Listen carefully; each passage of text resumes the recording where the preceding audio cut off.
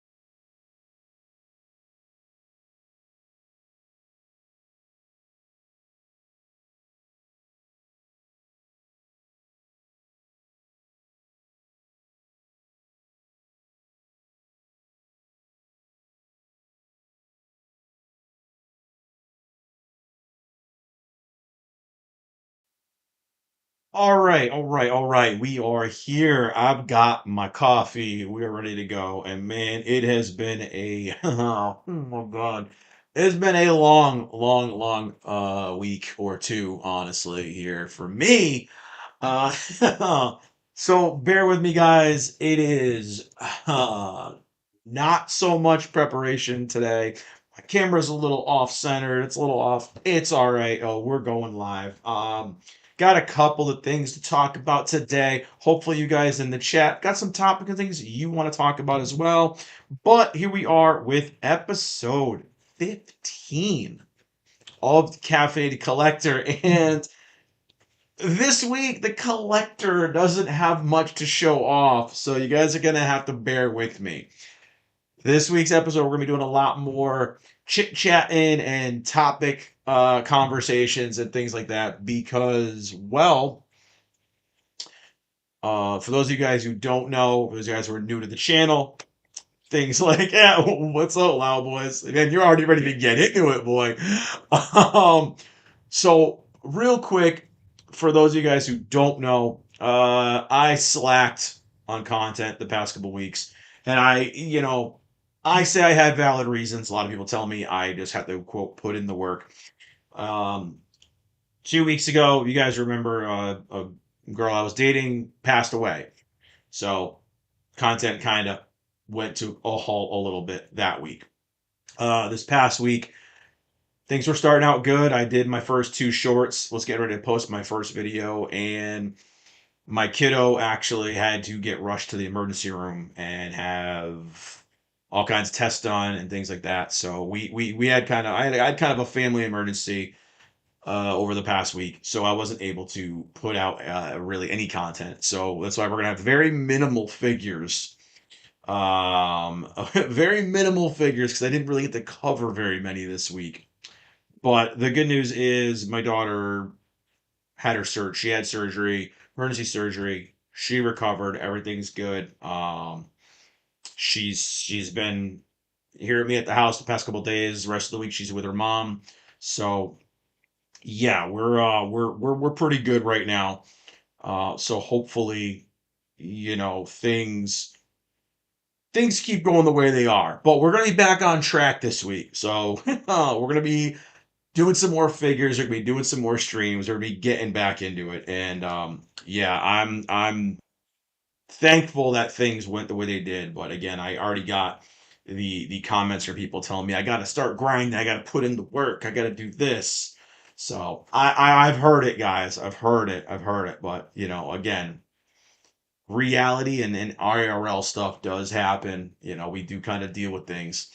I'm not a big creator, but dude, we have things happen to us in real life too. So uh thanks to everyone who did reach out to me and kind of give well wishes. Like I said, she's doing good. She's recovered. First thing she wanted to do when she got out of the hospital was get Taco Bell. So, she kept her sense of humor. It was really good. She's a tough kid, man. So, shout out to the Gigi Monster if she's watching today, during her school lunch break there. So, again, not a lot of figures to cover. I think I only have two figures we're going to show this week. So, not a lot. I am going to show you guys kind of a little bit of a refresher on some of the newer stuff I got. Give you guys a little bit of a peek at two of the figures that I'm going to be reviewing. Um, One hopefully this week, and one is going to be for next week. So I have a little bit of a sneak peek at that. I do not have a sneak peek yet at what prize figure face off on Friday is going to be because I still haven't decided yet what I'm going to do. So we're going to do either some My Hero, Mighty Sub Darling, ReZero, Jujutsu Kaisen, or just some random bunny girls. So I got a lot of stuff to play with here, and I don't know what I want to kind of bring the segment back with. So we definitely got some stuff, and we're gonna kind of go through. Obviously, as Loudboy just said here, we're gonna talk a little bit about this game called Mixtape. Um, I want to talk a little bit about the the next Switch 2 price hike and just some other kind of smaller topics. Um, the AI drama going on with the game I've been having a blast with, NTE. Maybe talk a little bit about Mortal Kombat 2. That came out this past weekend. And some other kind of movie stuff, things like that. Some things about the mummy, stuff like that. So we have quite a few topics we can get into this week. So we don't have a lack of subjects. So if you guys have other things you want to talk about, you want to bring up, or things that I probably don't even know about, bro, let me know and we'll get into them. I'll do some research right here while we're chatting and we'll get into it. So again, this week, very light on figures. This is going to go very quick. So, started out the week because, because my Monday video didn't post. I have to stop using these apps that auto post to multiple platforms because they never work. But yes, we got a new Star Fox as well. So we can talk about that as well today. Let's get the two figures out of the way because that's kind of sad that I only did two. But again, Monday didn't work. So you know what? I could cheat since it's still in here, and I can show you guys last week's Monday figure, just because, which was this awesome Hawks. Since I didn't get one, I'm gonna show you guys this one again, just because of how freaking awesome he was. So no, this is not this is not a repeat of last week's stream, but this thing was so freaking badass. And whatever, we're gonna show it again. My Monday figure did not actually upload, so yeah, you guys can check this one out again. This is the Kotobukiya Artifacts J Hawks, and dude, I said it last week. I freaking love this thing. He's absolutely incredible, guys, and I cannot recommend this one highly enough. Uh, Now, we'll go to the newer stuff that I did highlight this week. Obviously, Twin Tuesday brought the girls from ReZero back because they've been away from this channel for a while with this absolutely gorgeous Rem from Sega. And this is obviously another of the incredible Luminasta series of figures. This is, strangely enough, called the Super Demon Angel Rem. Now, I don't know where the demon part comes from. Maybe because she's got two different types of wing. I don't know. But it's definitely a missed opportunity with this one to not have her Oni horn coming off her head. I think that's one of the biggest mistakes they made with this one. But other than that, dude, this Rem is absolutely fantastic. I love everything about this figure, and I have the other iterations of the angel rems and stuff like that. And man, they don't come close to this. This thing is so beautiful. She's like standing on a pillar, looking like you know, I don't even know, like Greek or Roman architecture kind of thing. It's great. Do you have this one now, boys? She's a beauty, man. It was one that I was really surprised by when I checked her out.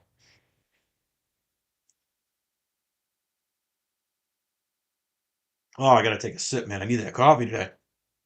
But yeah, she was absolutely gorgeous, man.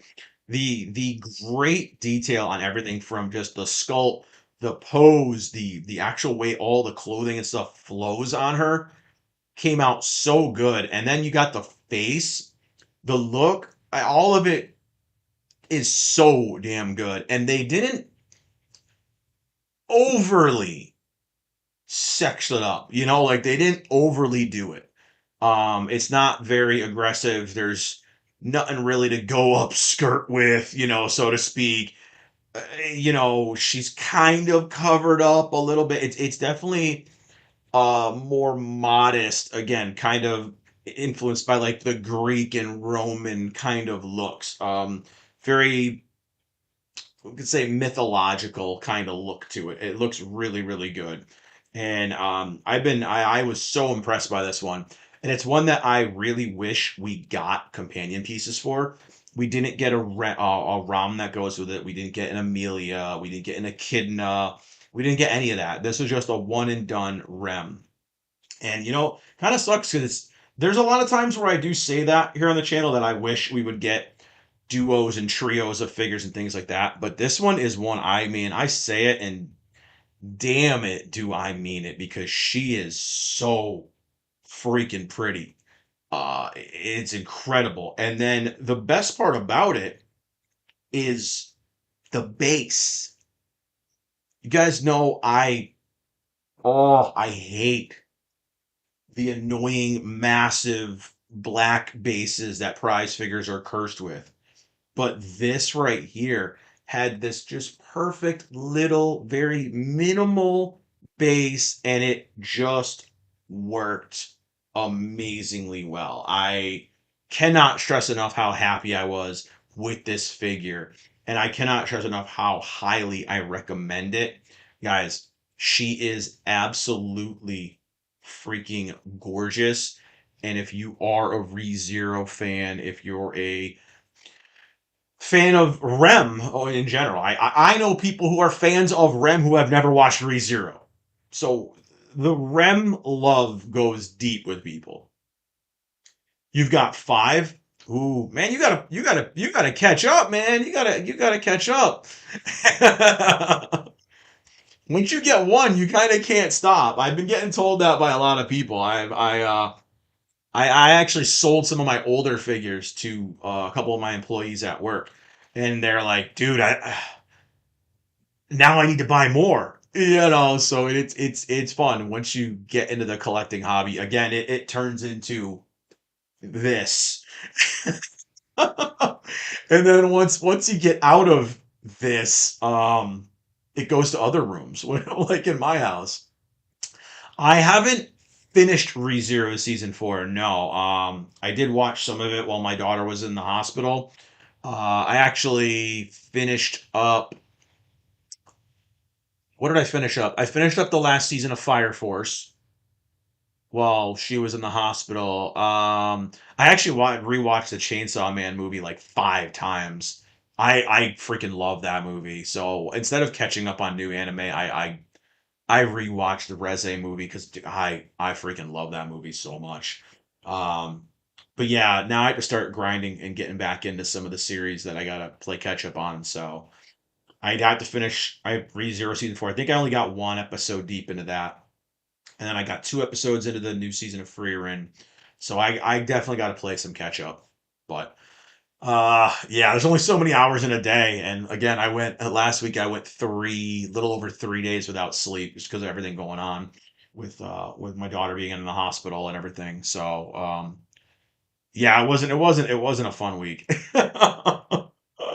But yeah, so that was one of two figures that I highlighted this week, and it was just waifus this week, really. So speaking of waifus, for Waifu Wednesday, I went with the quintessential quintuplets, which has kind of fallen out of the zeitgeist in anime, but we're getting, I believe, a new movie coming up about, I believe it's after the series ends. So I did bring out one of my favorite waifus from the quintuplets and one of my least favorite figures of her. And this is obviously my girl Ichika Nakano from the quintessential quintuplets. Obviously, the best quintuplet. Fight me over it. Again, the worst probably figure of her. This is a line that I sing the praises of very often, which is the Good Smile Company pop-up parades. And man, this initial line for the quintuplets was trash. They were so bad that Good Smile actually redid these figures, the entire line of five, and upped the quality of them. Because as you can see here, even in my video, you can barely see her face or her expressions or anything. They were done very, very bad. And the newer versions, actually, the colors popped, everything else. I wonder if I can bring up a comparison. No, I don't actually. I don't have any figures from that series. There aren't really a lot of them.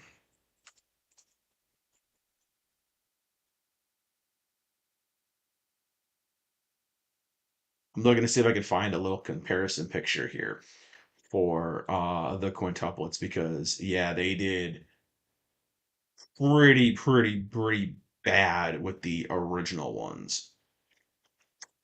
I don't see any comparisons, but we did get.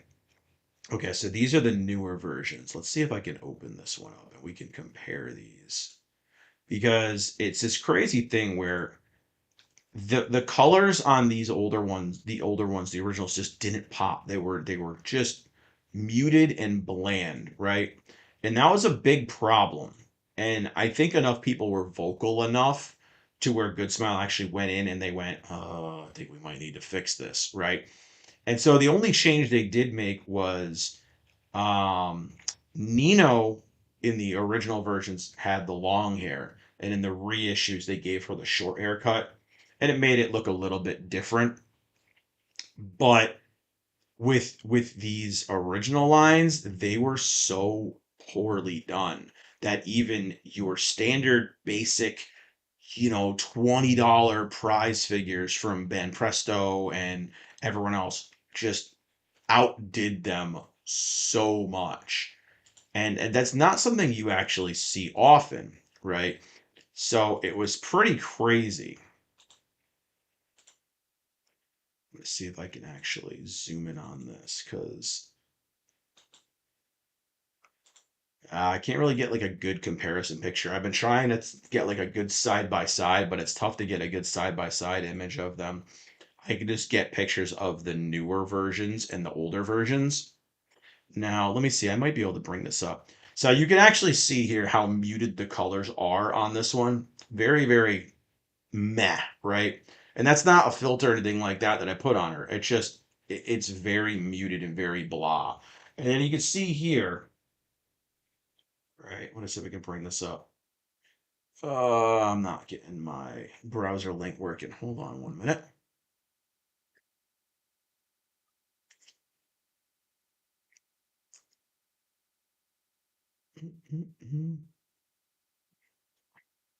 Okay, maybe that's not working. Can't get my browser to go up real quick. Let me see if this will work. Ah, there we go. Okay. There we go. All right. Bringing up my analytics. Sorry, guys. Um, but for some reason, it wasn't working, guys. So I had to go in a little behind the curtain. So as you can see here, right, this is actually the Ichika in the updated versions. And you can see here the colors pop a lot more. They're a lot more vibrant, as well as with the other quintuplets. You can definitely see their facial expressions, things like that, right? Everything pops. The colors pop. Just everything looks a lot more uh in your face, right? I guess they all stand out. The colors are very bright. And that was one of the things that the original series didn't do. The original ones definitely did not do it. So as you can see again, this is the first version of the Ichika, and it just didn't work, man. It had no, I don't know, man. I know I said this word enough, but it didn't have that pop. It's very muted. It's very kind of bleh. So they actually went ahead and they reprinted all these. Sucks for the early adopters because we got the inferior version, obviously. But I am happy that they at least went and they remedied it. But again, it kind of sucked for people who bought the entire set and then had to go, well, do I rebuy a whole nother set of them or what? Because they didn't like offer you a replacement. It was just, oh yeah, you bought the first ones that kind of sucked. Well, screw you, pass again, buy them over again. So that was a big L on Good Smell's part, at least I think. On one hand, again, people who bought them later got very nice versions of them, but people who bought them early, we got crappy versions. And it's not the first time that things have happened like this. We've gotten the same issue with Kotobukiya quite a few times where the Bishojo line, we got horrible, horrible, horrible bases for the Freddy Krueger and Jason Voorhees Bishojos. These terrible metal magnetic things that barely actually held the figures, and they fell over a lot. And they reissued them again with nicer bases. It's not unheard of. We had the same problem with another Kotobukiya, which was the Artifacts plus Carnage from the Spider-Verse series. Didn't did not even stand up. He would fall over, he would bend, he would warp because he was so top heavy. And they, back when it first came out, they actually, if you emailed them, would send you a magnetized foot stand to brace him a little bit more, which, yeah, I'm looking at mine, still doesn't really do the job. But they reissued him again with a better quality base, better pose, thing like that, more stable. So again, they do that, but it is unfortunate because you know the early adopters, the people who bought the figure, are kind of screwed at the end.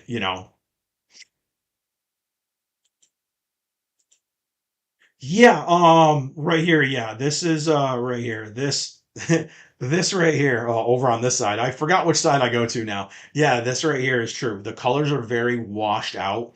And again, I told you that before. That's not a filter or anything like that I used on her. That's just how bland the first printing of those quintuplets came out. They were very, very washed out, very muted colors. And I have a lot of quintuplets figures from Banpresto and Bandai and Sega and Taito, and none of them had those muted, washed out colors. And it was my first time being really disappointed with pop-up parades. And other than the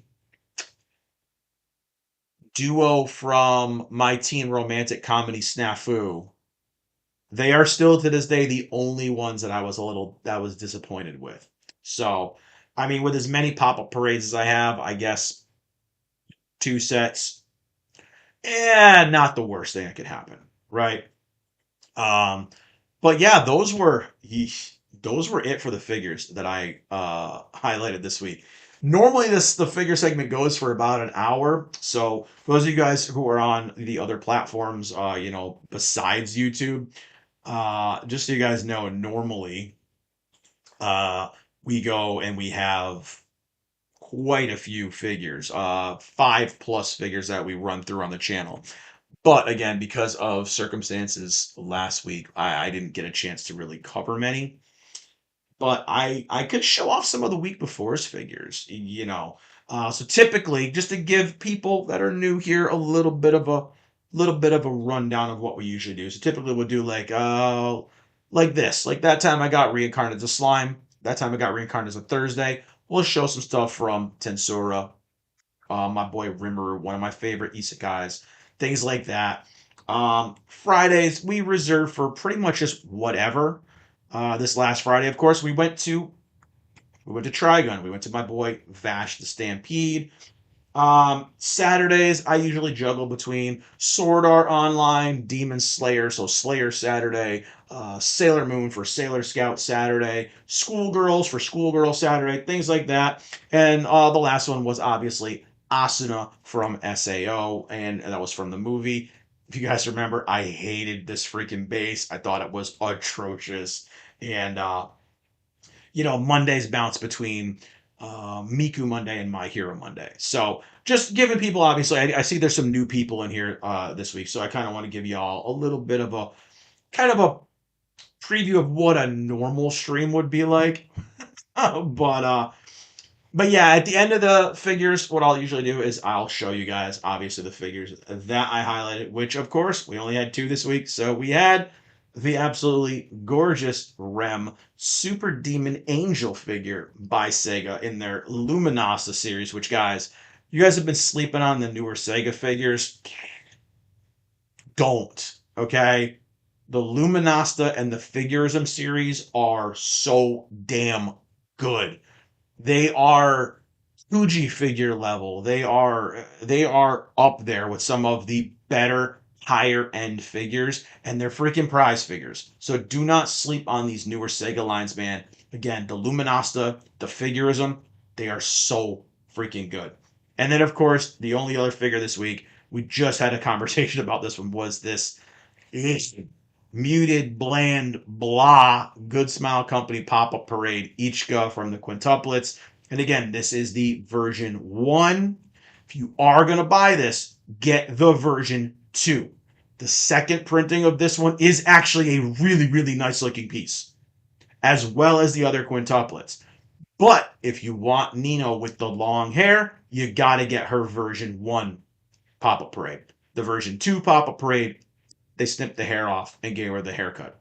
So pretty cool though, because you can get both iterations of her. One's going to be very muted colored, and the other one's going to have very bright and vibrant colors. But those are it for the figures. So I always go ahead and I say I give a favorite of my higher end pieces, and I give a favorite of the lower end pieces. Obviously, guys, Rem's gonna run away with this one this week because she is the only choice. She is the only choice. Rem is best girl. Rem is the best figure this week, and honestly, she probably would have won last week too because this Rem is so freaking gorgeous. I cannot sing its praises enough, guys. I adore it. I think she is phenomenal. So obviously, not many pickings to pick from, but I got to give it to my girl, Rem. So, um, oh boy, we got a lot of time to talk about topics today, man. A lot of time to talk.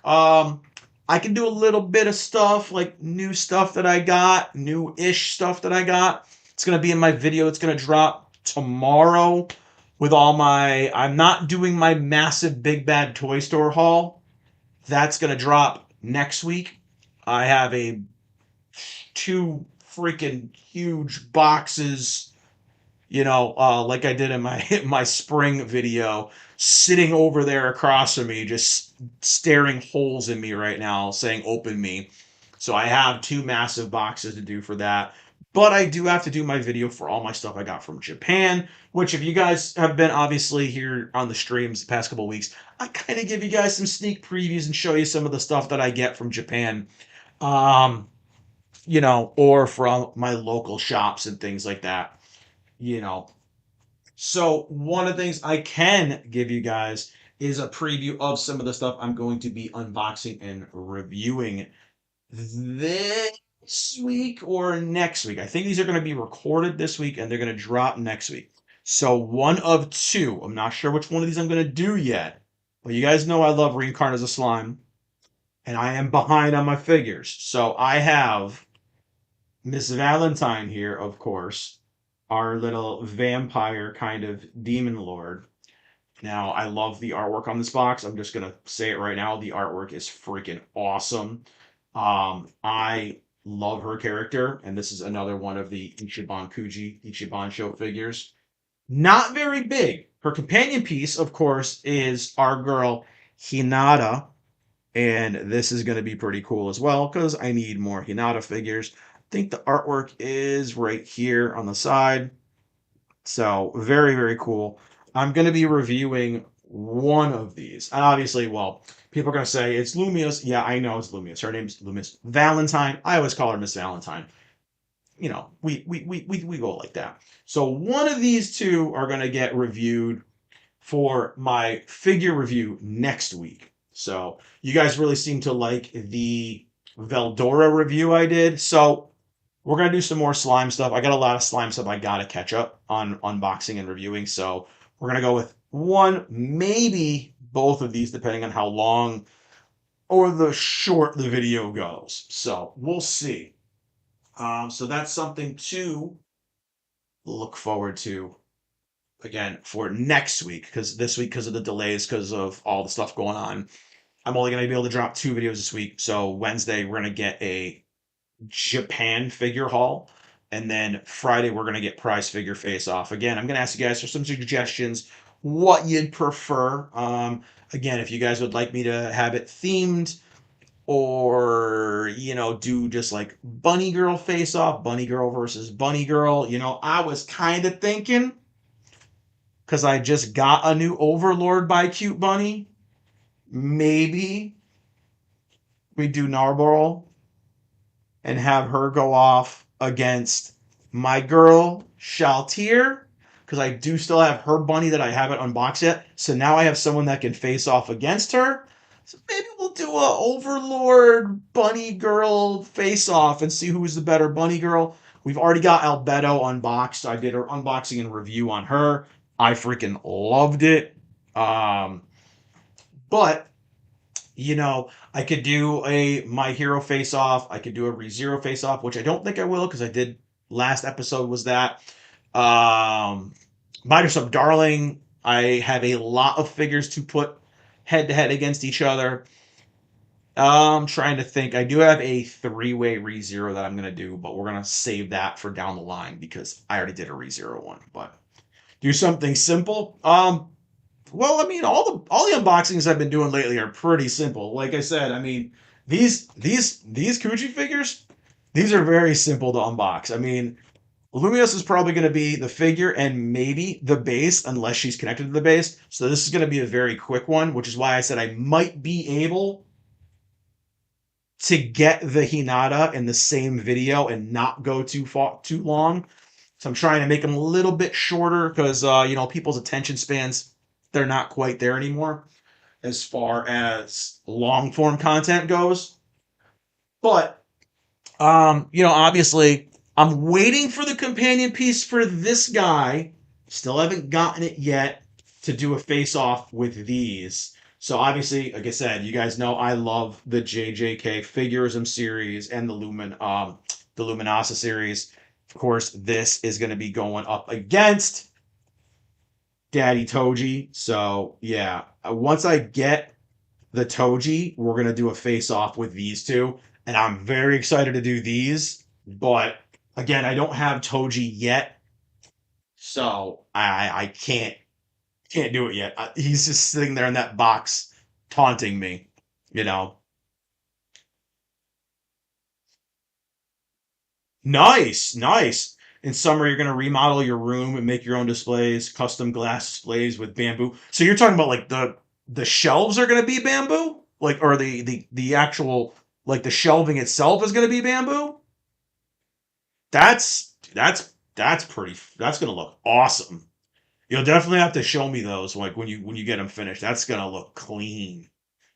These people ask me all the time what these are, and obviously they look different because there's actually a black curtain right here. So this is it's just straight glass too, and those are obviously my white walls. But these, I don't even think they make them anymore. These are from IKEA. They're cheap shelves, guys. I buy enough figures and collectibles. I know I can't afford expensive shelving. I'm totally ghetto with my shelving, but these are called IKEA Detolfs. I used to love getting them. They used to only be like 55 or 60 bucks. They were very cheap.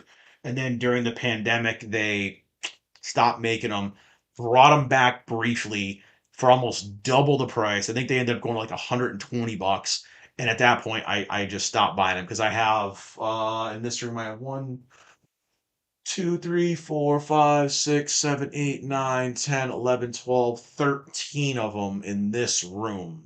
So if I was spending $150 per shelf, that's a lot of freaking money, you know. So I don't really do them anymore, but they're also not the sturdiest shelves. They're kind of flimsy. They go together easy, but for some reason, when you put them together, they all don't line up the same way ever. So yeah, they're a little wonky. But again, as a when I was starting out collecting and early on, this stuff was easy to buy. It was cheap for me to buy. They were easy to put together, and they look nice. You know, people crap on them all the time. Why don't I get Maji cases? Why don't I get this? Bro, I don't have thousands and thousands of dollars to buy Maji cases. Like, I'm just gonna say that outright. I don't have that kind of money. Okay, so yeah, Maji cases are out of my budget, and I don't want to wait 3 months plus to get my cases. You know, I've switched over to cheaper things right now. Like the $40 bookshelves that you get at Target and stuff like that. That a lot of anime figure collectors do. Most anime figure collectors, you see their rooms and it's white bookcases from IKEA or from Target or from Walmart or from something, right? And with me, I mean, I have the glass cases and they do look a lot fancier, especially when you have the lighting going through them. But my new displays are all bookcase based. So like if I go into my other room, it's all 5 shelf, bookcases with all my anime figures in them. So and then I have a large metal shelf that's directly across from me in the room that needs to get replaced because it's a very old shelf. But I needed something that could hold heavier stuff, so it's an older metal, like one of those tough racks from Home Depot, and it's got all my heavier stuff, like my Iron Studios polystone pieces and things like that. Which I need to replace it and get something a little more newer looking because it's just a damn eyesore in this room. But yeah, displaying stuff it's rough, especially when you start getting a bigger collection.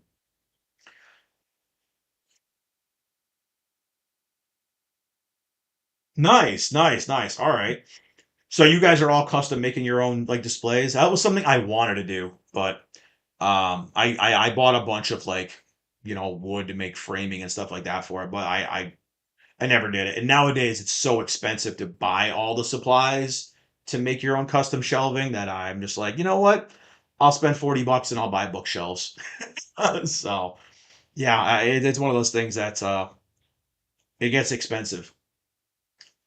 Sometimes I see people with their Maji cases and I'm like, you spent more on your cases than you spent on your figures, man. Like, oof, that's crazy. Someday, someday, I will have the money and I will be able to afford what I want to do in my basement and have all my custom cases and soundproof down there and all that good stuff. Someday, might be retired. I might be 75 years old by the time I make it happen, but someday I will make that happen and it will be a thing, But for now, I've got my cheap glass cases here. People do always ask why I have something kind of over here hanging. Honestly, it's just for the side of the thing. This is just an Itadori towel from JJK. Just to kind of put on the side of the case because there's no other cases over here. I actually have a split right here in between where I can put cases because I have a window right there that an air conditioner sits in. So I can't put a case there. So I have to stop right here and then kind of proceed on to bookcases after that. So I actually am removing the door to this room just so the door gets in the way. And I put a kind of like a pull down, like a not a tarp, but a one of those like accordion doors that can kind of like pull down, almost like it's almost like a blind almost. So I have that where I can pull that down if the air conditioner stuff is running in here in the summertime. Yeah. Oh, thanks. I appreciate that. I appreciate that. So it's right here. I do. I like to have a little bit of variety in my collection, and I hear that from some people sometimes.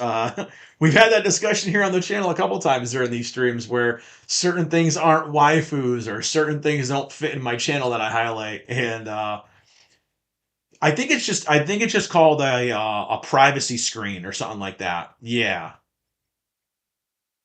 it's kind of just like a blind that you can pull down and just to space into a room.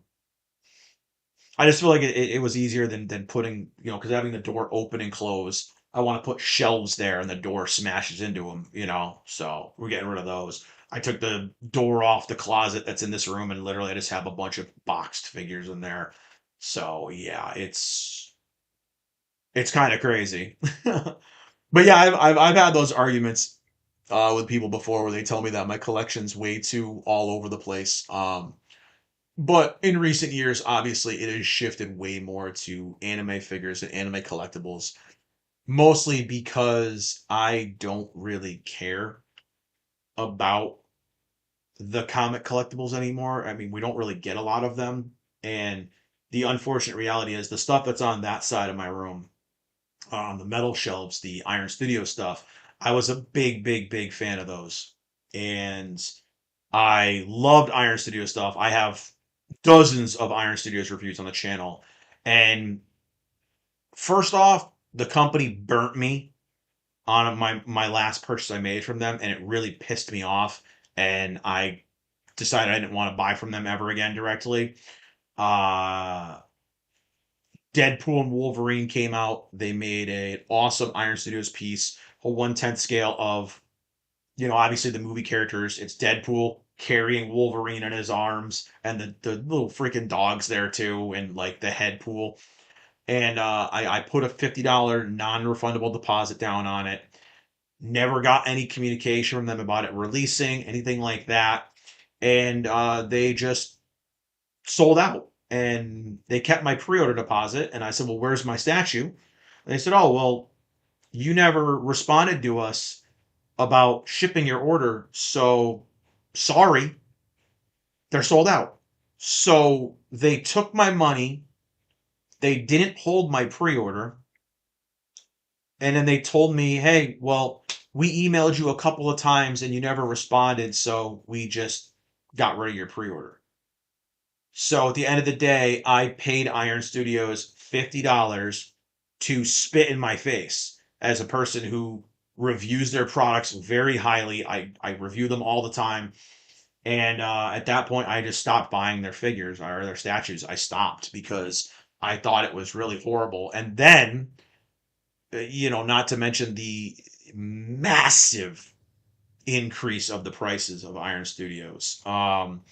They started out as very budget friendly. Something I used to praise all the time in my reviews was these are $150 ish statues, and they have insane quality, guys. You can't go wrong. Now you're looking at a 1/10 Iron Studios piece from Spider-Man. Them the for I'll use their Spider-Man villains line right now. Venom was $450 for a 1/10, Venom, a 1/10 Venom. 1/10 Dr. Octopus, $450. So we went from 1/10 being $150 a few years ago to now they're $450 plus tariffs. So Iron Studios has officially priced me out. I've got a couple of pieces. In one of my recent haul videos, I got the Old Man Logan. I got him on a fire sale from Big Bad Toy Store for like $102. So I bought him, but I don't know if I can turn the camera. Let me see if I can. I'm gonna attempt this. I don't know if you guys are gonna be able to see it. Don't mind the mess. Oh man, JT's not in here today. Always asking for a room tour. We're gonna get a little bit of a spin here. It's definitely messy right now because I'm moving stuff around. I'm gonna try to spin it around, let you guys kind of see the mess on that side of the room. I've done that once before, but I'm gonna try to spin the camera and see if I can get it to where I can show you guys kind of some of my Iron Studio shelves across the way here. And then you're gonna see the closet with all the boxed figures and statues as well, because there's no door on it. But we're gonna attempt this. If everything falls, um, don't laugh too hard. Somebody clip it though. All right, all right. Fingers crossed this works. Fingers crossed. I don't know if it's gonna work. Let's see. All right, let's see. I'm gonna move this very, very slowly. All right, so actually, I can show you right here. These are actually the bookcases I get right here, like the Target bookcases. These are like 40 bucks. Unfortunately, they used to be like 25 bucks as well. So I have these giant bookcases. As you can see here, there's a gap in between the shelves, and that's because there's an air conditioner right here. So there's a curtain covering right now. But don't mind my door that I have to remove. But let's see. There we go. So as you can see, there is the massive closet filled with boxed collectibles. But you see over here, this is my ugly metal shelf. This is only the top layer of it because obviously I'm not going to move the camera. But you can see here, that is a bunch of the Iron Studios X-Men pieces because I absolutely adore that line. Yes, there is a shelf underneath it jammed with anime figures that I'm moving right now. And then obviously another bookcase there of random figures. But that's the shelf I need to replace and I need to remove and kind of do something with because it's god awful. It looks disgusting. But all above it, like all up here, I had like the Avengers like movie, logo and picture and stuff like that. But that all I had to take it all down when I moved stuff around. But yeah, as you can see, I was a massive Iron Studios fan, and they definitely pissed me off, so I stopped buying their stuff. And let's see if I can get my camera. Oh God, that's my face. That's blinding. Let's see if I can get this down right. Let's say. Yes. All right, I moved it back. Cool. I can actually move the camera now.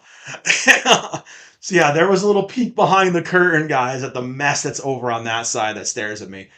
The other side over there is just boxes stacked up right now. So that's we don't go over there. But yeah, I was a huge fan of Iron Studios pieces. And between their increased prices and the way they screwed me over on my pre-order, I'm still pissed off to this day about it. That was years ago. It was when Deadpool and Wolverine came out, and they still have my 50 bucks. I called customer service. I bitched at them nonstop. I was like, you know what? Just give me my 50 bucks back. Give me my 50 bucks and a credit towards something else I want to buy. And they would not do it. And they basically just told me, right here, sit on them both. We got your money. Sorry. And I haven't ordered a statue from them since. It really pissed me off. It really rubbed me the wrong way. And now the only time I buy Iron Studios pieces is if I get them on a heavy discount.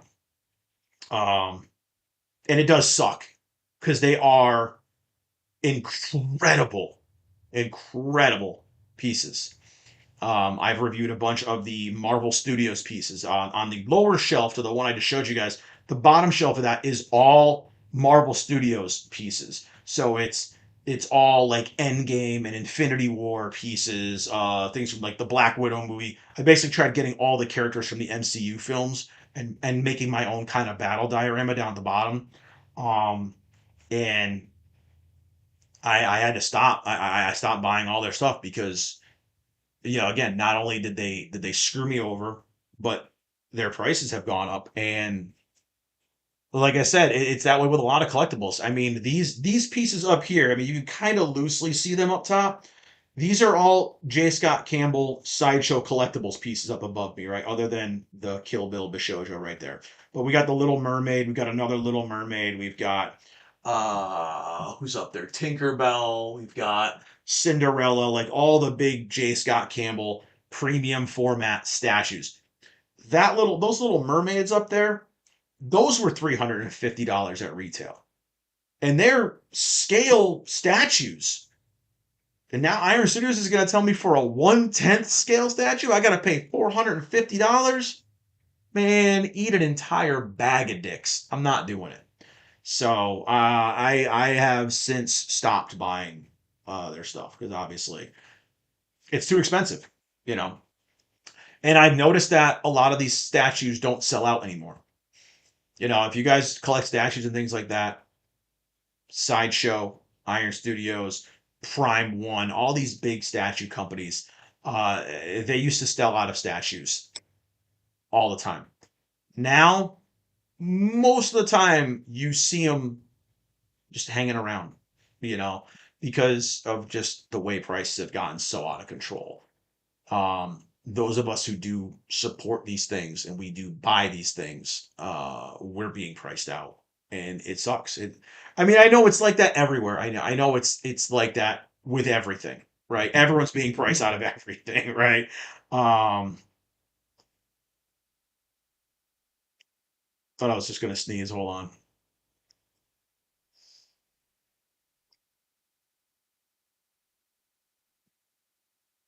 Okay, no, it was a false alarm. Oh, sorry. I just didn't want to start going and then have a sneeze pop in. But yeah. It's like that with everything. Yeah, this right here, this is true too. It's like that with everything. Everything has gone up, everything continues to go up in price. And we're gonna talk about some things going up in price today. So you know what? Why don't we start? We got a little bit of a room tour. We showed a little bit of my mess. Let's talk about some nerd stuff. Let's talk about some topics here. Speaking of prices and prices going up, we'll talk about some topics a little out of order. A little out of order. We're going to start with something raising its price. Um, let's go ahead. I'm going to go over to IGN, right? I know IGN. They are the shining light of nerd journalism, right? I know we all hate IGN. They suck. Can't spell ignorant without IGN. But speaking of price hikes and things going up in price, we're going to segue into one of our topics, and that is the announcement of the Switch 2 price hikes. And that is the second price increase, right? So we're going to go over here to IGN, our sanctum of gaming journalism here. Nintendo Switch 2, how to avoid the upcoming price hike. Snatch one up ASAP. No, don't buy one at all. Switch 2. Um, so we'll go here. Um, Nintendo has confirmed Switch 2 price hikes across the US, Canada, and Europe starting September 1st. So, guys, already those people going, Orange Man caused this, Orange Man bad, tariffs this, tariffs that. US tariffs should not affect other countries' pricing. I don't know why that is. Maybe that is just the way I look at it, but tariffs from the US should not increase prices in other countries. Okay? So before people jump on it and start saying they're raising prices because of tariffs, sure, if they were doing it in just the US, I would agree with you on that. But we're going across US, Canada, and Europe. The only places are obviously our Asian countries aren't getting an increase, which Japan tries to keep their prices low. I give them credit. I do. So you have a limited window for anyone hoping to avoid paying more for the console later this year. Just in time for the holidays. You've got a couple options when it comes to beating the Switch 2 price hikes. The first is pretty simple. Picking up Switch 2 now for $449, saving yourself $50. Honestly, I wouldn't buy a Switch 2 for $349.99. So yeah, up again another $150. I don't really care. Let's say yes, I agree with that. I agree with that right there. Um, so we got Cinema Storm says all Americans in the world, Nintendo is making excuses to raise prices when Nintendo raised the prices when there were no tariffs. Absolutely. So I just said that because a lot of people do blame the tariffs. That's the first thing people go to when there's price hikes. We're going to blame it on tariffs. Well, in my opinion, if it was just going up in the US, I would 100% back that and I would 100% agree with people. But we are universally raising the prices everywhere. Sony did it with the PS5 and the PS5 Pro. Nintendo's doing it for a second time with the Switch 2, right? We had an earlier price increase where the Switch 2 and the Switch 1 and the Switch Lite all went up in prices universally, and they blame it on tariffs. You cannot blame one country's tariffs for universal price increases because that country's sales are not affecting everyone else's market. Just a bogus excuse. It's an excuse to raise the prices because honestly, we as the customer eat those tariff prices. The companies aren't eating them. We are. So for our country to be enforcing tariffs, right? The US to enforce tariffs, and other countries, they're going to go, well, we're going to raise the price in Belgium on the Switch because tariffs in the US. What the hell? Why? Make that make sense to me. Again, I didn't major in economics or anything like that, but to me, it doesn't make sense. So it's just a blanket universal excuse for we want more money, F you, and we will get more money. And that's just the reasoning for it, right? I said the same thing when PlayStation did it, so it's not just me attacking Nintendo. Everyone. Universal. And I just mentioned it with statues as well. All these companies do the same thing. Absolutely. So, IGN's over here telling you guys, hey guys, buy it now. Buy it now, guys. Buy it now, because we shill for Nintendo all the time. Obviously. Right? Because I feel like it's something that what Sony did with the PS5. Right? And I fell for that trap too. Sony raised all the prices of the PS5. We said we're going to raise it this day. And everybody rushed to get PS5s. Bro, you couldn't find a PS5 on the shelf. I got myself a Pro. I fell for the trap too, guys. I did it. I got a Pro. I bought it because of the massive price of memory now. And to buy an expansion for my PS5 was going to cost me half the price. So I might as well just buy the Pro. That was my logic behind it. But is Nintendo announcing hey guys, September, months down the line, make sure you get your Switch now, guys, get it now. Are they trying to do the same thing Sony did? That's just something that I'm wondering. They saw how it worked for Sony and they went, damn, PS5 sold out everywhere. Well, maybe no one's buying Switch 2s anymore. Maybe we should do that. So I don't know if it's an artificial kind of FOMO, manufactured thing, but it is interesting to continually see these consoles continue to go up in price and these PC components continue to go up in price and nobody really kind of making that a focus, right? Um, so here it is. But if you're happy to wait until June to get a console, then this upcoming alternative is the one to go for. Nintendo will soon launch its own choose your own game Switch 2 console bundle. This will be available in early June, priced at $4.99, and includes one of 3 Switch 2 games with the console. You can get Mario Kart World, kind of ass, Donkey Kong Bonanza, which actually is pretty cool, Pokemon Pokopia, which I would just say, don't bother with that, guys. Get Tamagotchi Life. Way more fun. Way more creativity. Save that. Well, you'll save around $20 to $30 if you include one of these games. It's the best way to beat the Switch 2's price raise and get a discounted game at the same time. So Switch 2 new pricing from September 1st. $4.99 in the US, up from $4.49. $6.79 in Canada, up from $6.29, and $4.99 in Europe, up from $4.69. So again, we cannot go and blame this on tariffs because I've already heard people saying that, right? You can't. But to be fair, Nintendo isn't blaming the tariffs anymore either.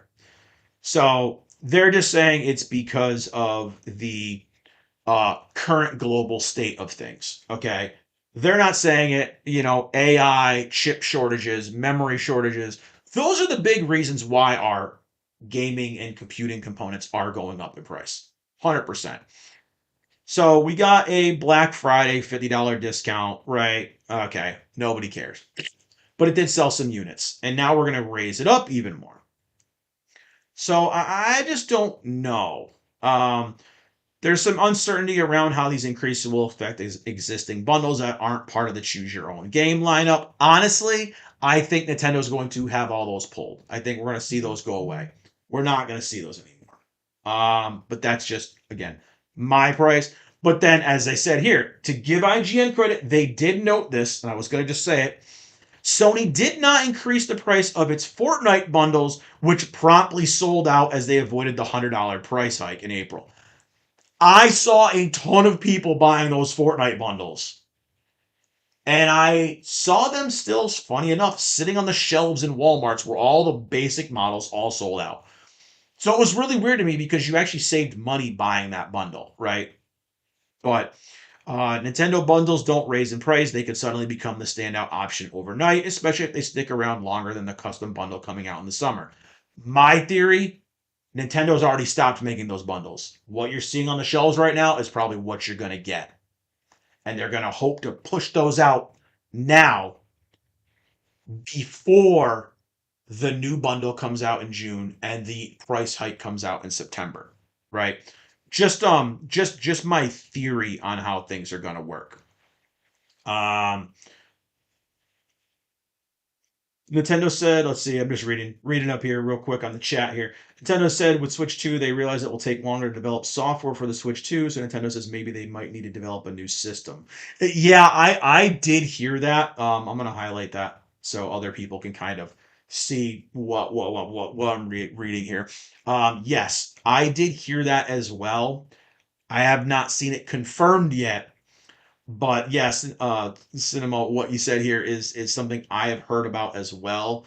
I haven't dug too deep into it yet, but I have heard this as well that they're thinking about making something uh, easier to manufacture, I believe, and something that's also going to be stronger because they kind of overshot, I think, in a way. But I've always said that. I said the same thing. I'm waiting for the Super Switch. That's what I'm waiting for. You give me the Super Switch. Switch 2 that actually has more power, that actually has a good battery, and that actually has the OLED screen. Because we took that out. Okay. So yeah, that was that was a good little segue. We went from statues and everything kind of going up in price and collectibles going up in price to consoles going up in price. So that was a good little segue. I got to throw one of the news stories out before I was even planning on doing it because I was going to actually show you guys some of the collectibles that I got, for my new video. But that was a good segue into the price hikes. And yeah, I think it sucks for everybody. I think it sucks for gamers. I think it sucks for just consumers in general. And I think one of the problems that is for us in general, like in the nerd sphere, right? It's one thing about nerds, and I say this all the time with like dating and girls and things like that, is if a girl, for the girls who mock guys who play video games and buy video games and buy collectibles and things like that, right? It's funny because I have friends who do mock the stuff, right? And they're like, "Oh my god, you spent so much money on this stuff." But then they come and they dawn on them and it realizes like, wait, the nerds actually have money. And that is one thing that is true. That is one of the reasons why OF girls and stuff like that grift on nerd stuff. Because why? Nerds have money. Nerds spend their money.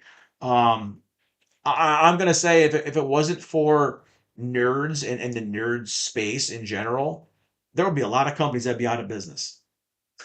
You know, because we keep a lot of companies in business. We generate a lot of revenue for companies because we support the things that we like, right? It's not just a we're not just a put on Netflix and sit and just watch and zone out on a show, you know, like all your other, you know, shows that happen. Anime fans, comic book fans, video game fans, we're fans, but we're also insanely consumer focused. Like we will buy stuff. I like that show. I'm buying all the collectibles for it. I have a friend, she's a figure collector channel as well, and she's obsessed with Marin Kitagawa, right? She watched My Dress with Darling, got obsessed. She buys every piece of merch you could think of for the character. You don't see that in other types of fandom, right? So that is one thing I always say, dude. People can pick on collectors and nerds and stuff like that, but whatever. But when you think about it at the end of the day, it's like, damn, those people, you actually got some money and you actually you spend it, you know. So people can tell me I'm broke, people can tell me I'm poor, people can tell me I got a crappy job and whatever. That's fine. You can turn around and sell all this stuff, pay off my house several times over. That's the way I look at it. My collection is not only something that it makes me happy, right? But at the end of the day, it's also an investment. Even if I turn around and sell these things for half of what they were worth, I get a big return. You know, and that is one of the things that I talk about here on the channel a lot with physical media and physical tangible goods, right? I always say that about movies and music and video games, especially, where having the tangible physical thing, it might seem stupid at first, but look at our retro game booms. Look at how much money physical games are going for now. You know, you find a copy of a $20 PS1 game and it's selling for 300-400 bucks now. You know, so I always tell people that, like, you know, nerds are kind of we're we're one of the biggest like supporters of the economy, right? Right now, because if we weren't buying all this stuff, you know how many people would be out of work? You know how many companies would be going under? Like it would be crazy. And that's the one thing about the anime fandom and things like that that continues to I don't want to say support it, but it's one of the things that you can definitely see when you're out somewhere is anime merch is always selling, right? You look at Star Wars merch, you look at, you know, even newer Marvel merch, you look at all that stuff, nobody's buying that crap. Nobody buys it. But anime stuff just it sells. And yeah, so someone called you an otaku. Who cares? That's a good thing. That's a good thing. Yes, yes. Logan Paul, dude. Logan Paul's a grifter. He is 100%. Dude, I used to hate the guy. Honestly, I love him in WWE. I think Logan Paul is awesome in the WWE. The dude is so athletic. He's a great heel. He's a great heel in real life too. But yeah, exactly. Look what Logan Paul's doing with Pokemon and manga now. He bought like CGC'd first printings of like the first One Piece and Dragon Ball. I think like for millions. You know, he did that with the his Charizard card, everything else. So it's just showing more of like how you know the nerds are the ones that are actually keeping the economy kind of going right now with our cringy hobbies and things like that. So I say it all the time, like you're saying right here, loud boy, someone called you an otaku. Good. Who cares? Good. Take that. And that person probably has a room full of freaking sports memorabilia. I used to get that all the time from dudes who got their rooms filled with sports merch and things like that. And it's like, bro, how are you any different? Yes, yes. Oh, I actually had right here. People are going and they're robbing cards. I actually have a store, a local store to me. They shut down the store because the mall closed. And they were still using their store because they were moving everything out of it. And people keep breaking into the mall and breaking into the store and stealing all their merch that's still in the store. So yeah, it's crazy. So the collectibles market, the cards market, all these things, all these nerdy hobbies are the things that are creating buzz and creating value and things like that. And it's causing people to kind of go crazy. And it definitely started during COVID, with the scalping and the reselling and all that stuff. It got really bad. I'm not saying it started during COVID, it's always been there, but it got really aggressive during that because, again, we had a lot of people out of work. We had a lot of people home. And, here in the US, I know we're getting free money, right? I know a lot of people who sat on their butts collecting $600 a week doing nothing. I was working 7 days a week, killing myself in the pandemic. I didn't get it. I didn't get nothing. So you had a lot of people during the pandemic with a lot of excess cash flow. They couldn't go anywhere. They couldn't really do anything. So what did they do? They started side hustling. You saw during COVID times, retro games, all that spiked. A lot of these things spiked. And same thing with collectibles and cards. Really, cards did it a lot too. Retro games and cards, and they all got a spike, and all the market prices drove up because, again, we had a bunch of people sitting home doing nothing, taking this free money that they were getting, and they were just buying up stuff. And it did create a false sense of things are fine. Things are selling great. Look at this. Where it was just people were using free money to buy things, and then they were taking those things and then they were selling them. You know, so it got worse during the pandemic, but it hasn't slowed down and it hasn't stopped since. It's just progressively gotten worse. So I do feel bad for those people in the card collecting and retro game collecting. I feel for you guys. um I've started doing a thing where I want to start buying at least one, if not two, retro games a month, spending that little extra bit of money and just rebuilding my old collection that I kind of got rid of. When I was younger, I was stupid. I was in my 20s. I was like 21, and I sold a good 50% of my retro game collection. And I mean, back then I made quite a bit of money. I made over 40 grand. So I made a lot of money. I was able to buy a brand new truck, a $60,000 truck, and just finance like 25 grand. So, back then I was 21 years old and I was like, this is awesome. I sold all these freaking games that are just collecting dust. Hell yeah, man, I can emulate them later. And how I regret doing that now, sure I do, but then you know what? I did make a hell of a lot of money. So, I don't know. It's one of those things, but I've heard stories from people that say those a lot of the same things, and it sucks, the costs and the prices going up on everything. It does. It whales us all. It really does. And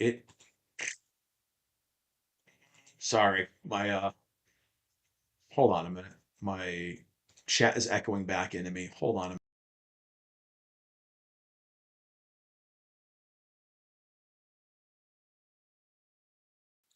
Sorry about that. I was getting feedback for some reason. I don't know if you guys heard me echoing. I don't know what the hell just happened. I muted my mic and unmuted it. Hopefully that's okay. Dude, we can't have a stream without something stupid going on, right?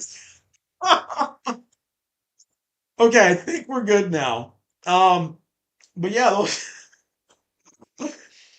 everyone is rejecting game key cards. Absolutely, Cinema Storms. That was one of the big reasons why I didn't do a Switch 2.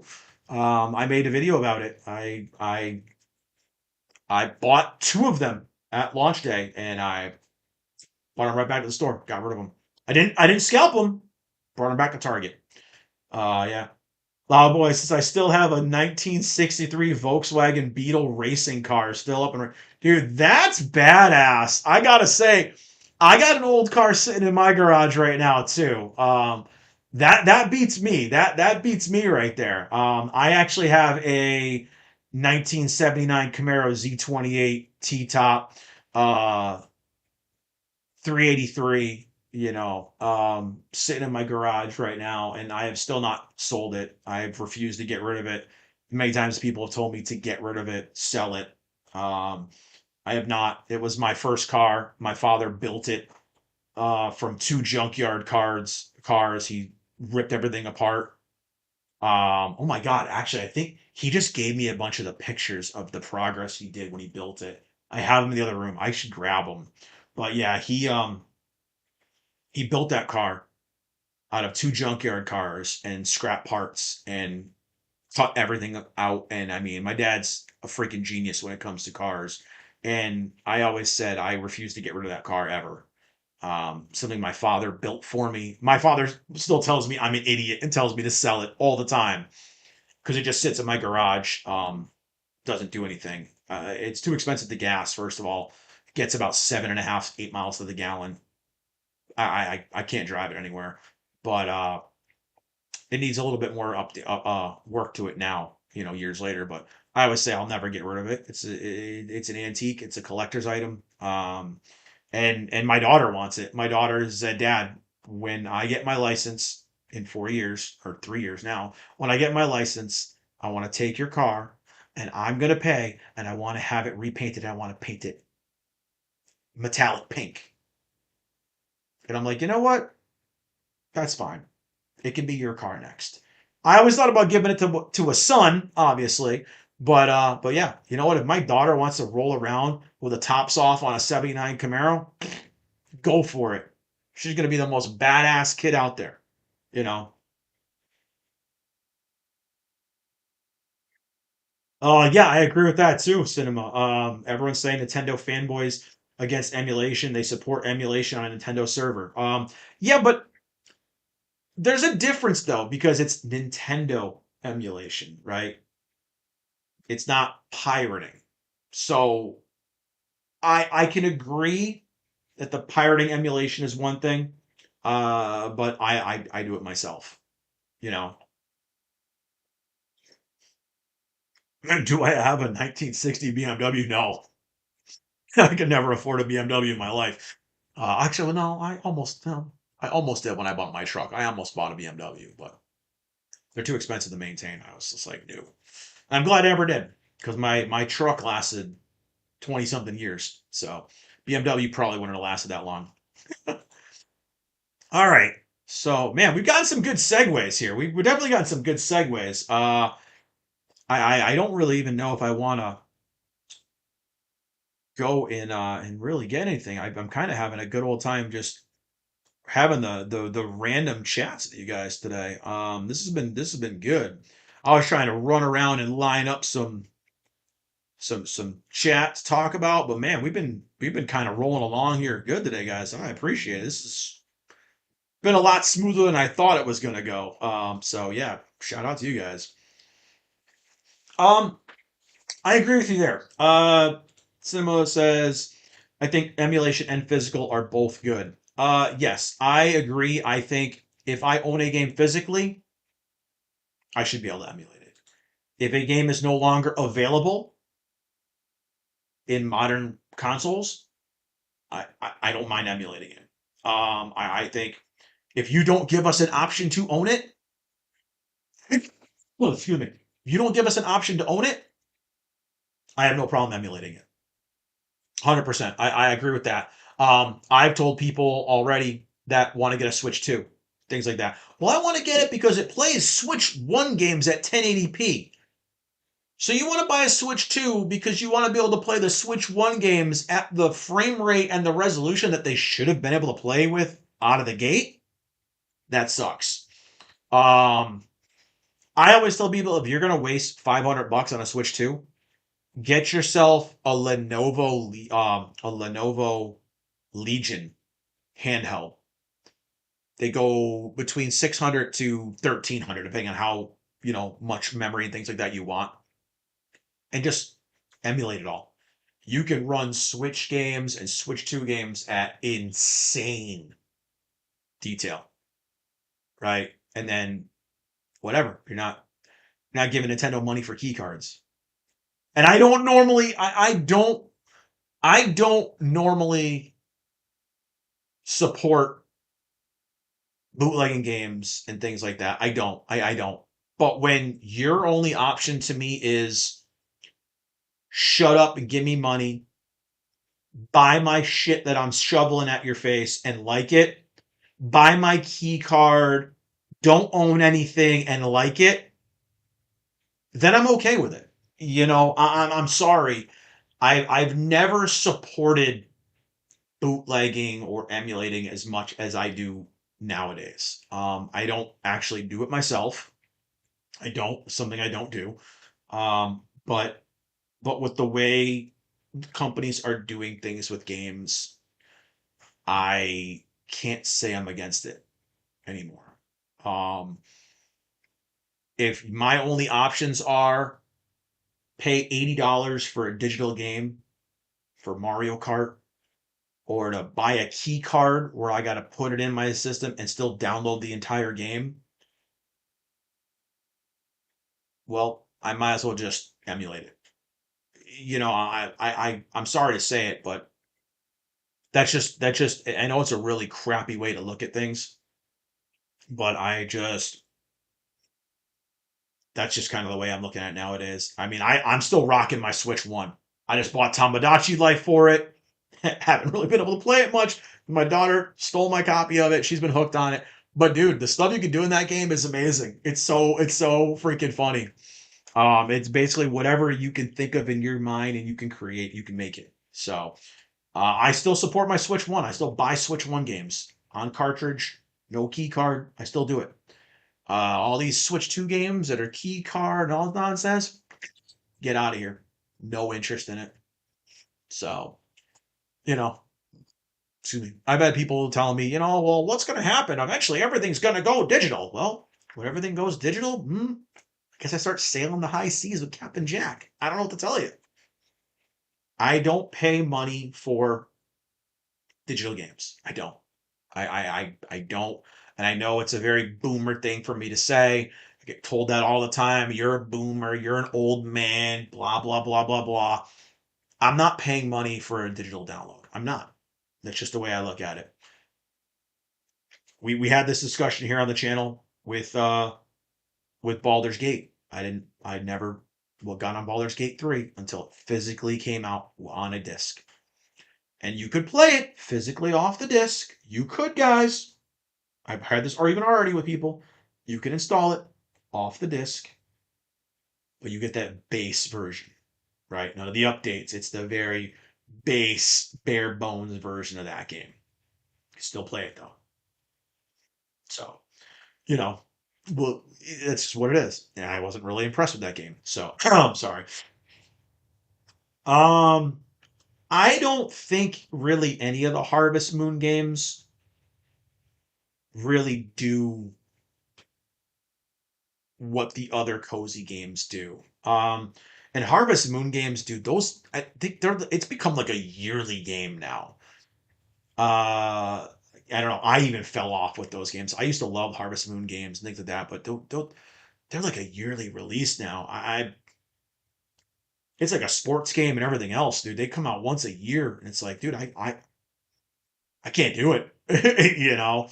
And they never really get the, I don't want to say the fanfare they deserve, but they don't really get out there in the zeitgeist the way I think they deserve to. I think the Harvest Moon games are really fun, especially when you have games like Animal Crossing and Pokopedia, Poco whatever, Poco who gives a shit. I don't know. And Tomodachi Life just killing it, right? Something like Harvest Moon, I'm just shocked it doesn't sell as well as all those games because it does all those things that all those games do and has been doing it longer and actually kind of does it better in a lot of cases. So yeah, I don't know.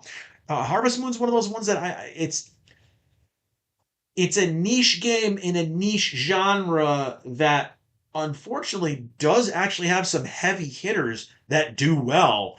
It's just you have the three kind of up at the top and everything else is just way at the bottom essentially. It's a weird separation between like the cozy game, I guess, genre, cozy farm sim genre, where it's like you've got your big guns up here and you've got everyone else. There is no like middle tier. It's kind of like everyone else is down here.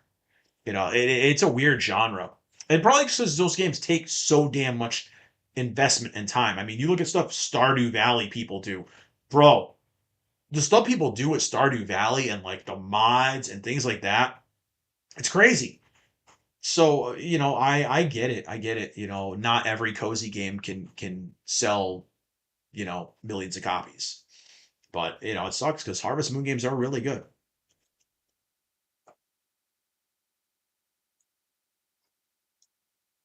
Yeah, I've seen Nintendo. Nintendo is horrible with strikes. Right here. Um, Nintendo is horrible with striking stuff. Like I said, I wanted to stream Tamagotchi Life. I still have not yet started my own save yet. Uh, I wanted to stream Tamagotchi Life, and I was a little worried I was going to get a strike or I was going to get a takedown or something. So I don't know. I mean, hell, even if you look, Nintendo even issued Cody Rhodes, the WWE wrestler, a cease and desist because he would have the Triforce on like his boots, and they sent him, and it's like, bro's got a tattoo of the Triforce, okay, you know. So I don't know, it's crazy. NTE Mobile Open Beta in India. Are you in India, though, boys? Or are you just saying that as something that you saw come up? I was gonna say I didn't know you were in India. Holy crap! Or are you just like saying that you found that out?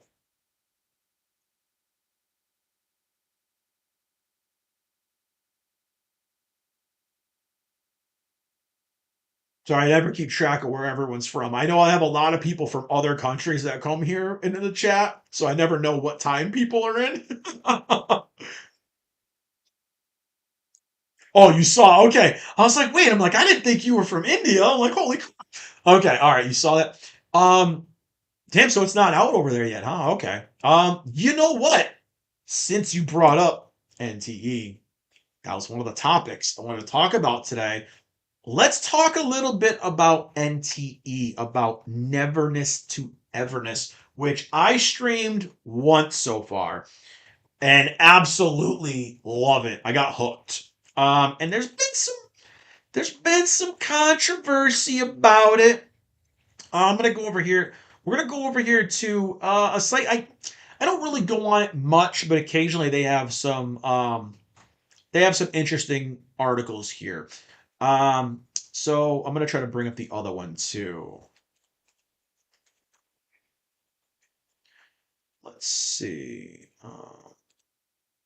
Okay, so we're going to talk about two different articles. I'm going to go over to Gosu Gamers. We'll talk about the first thing with NTE. Um, and that, of course, is going to be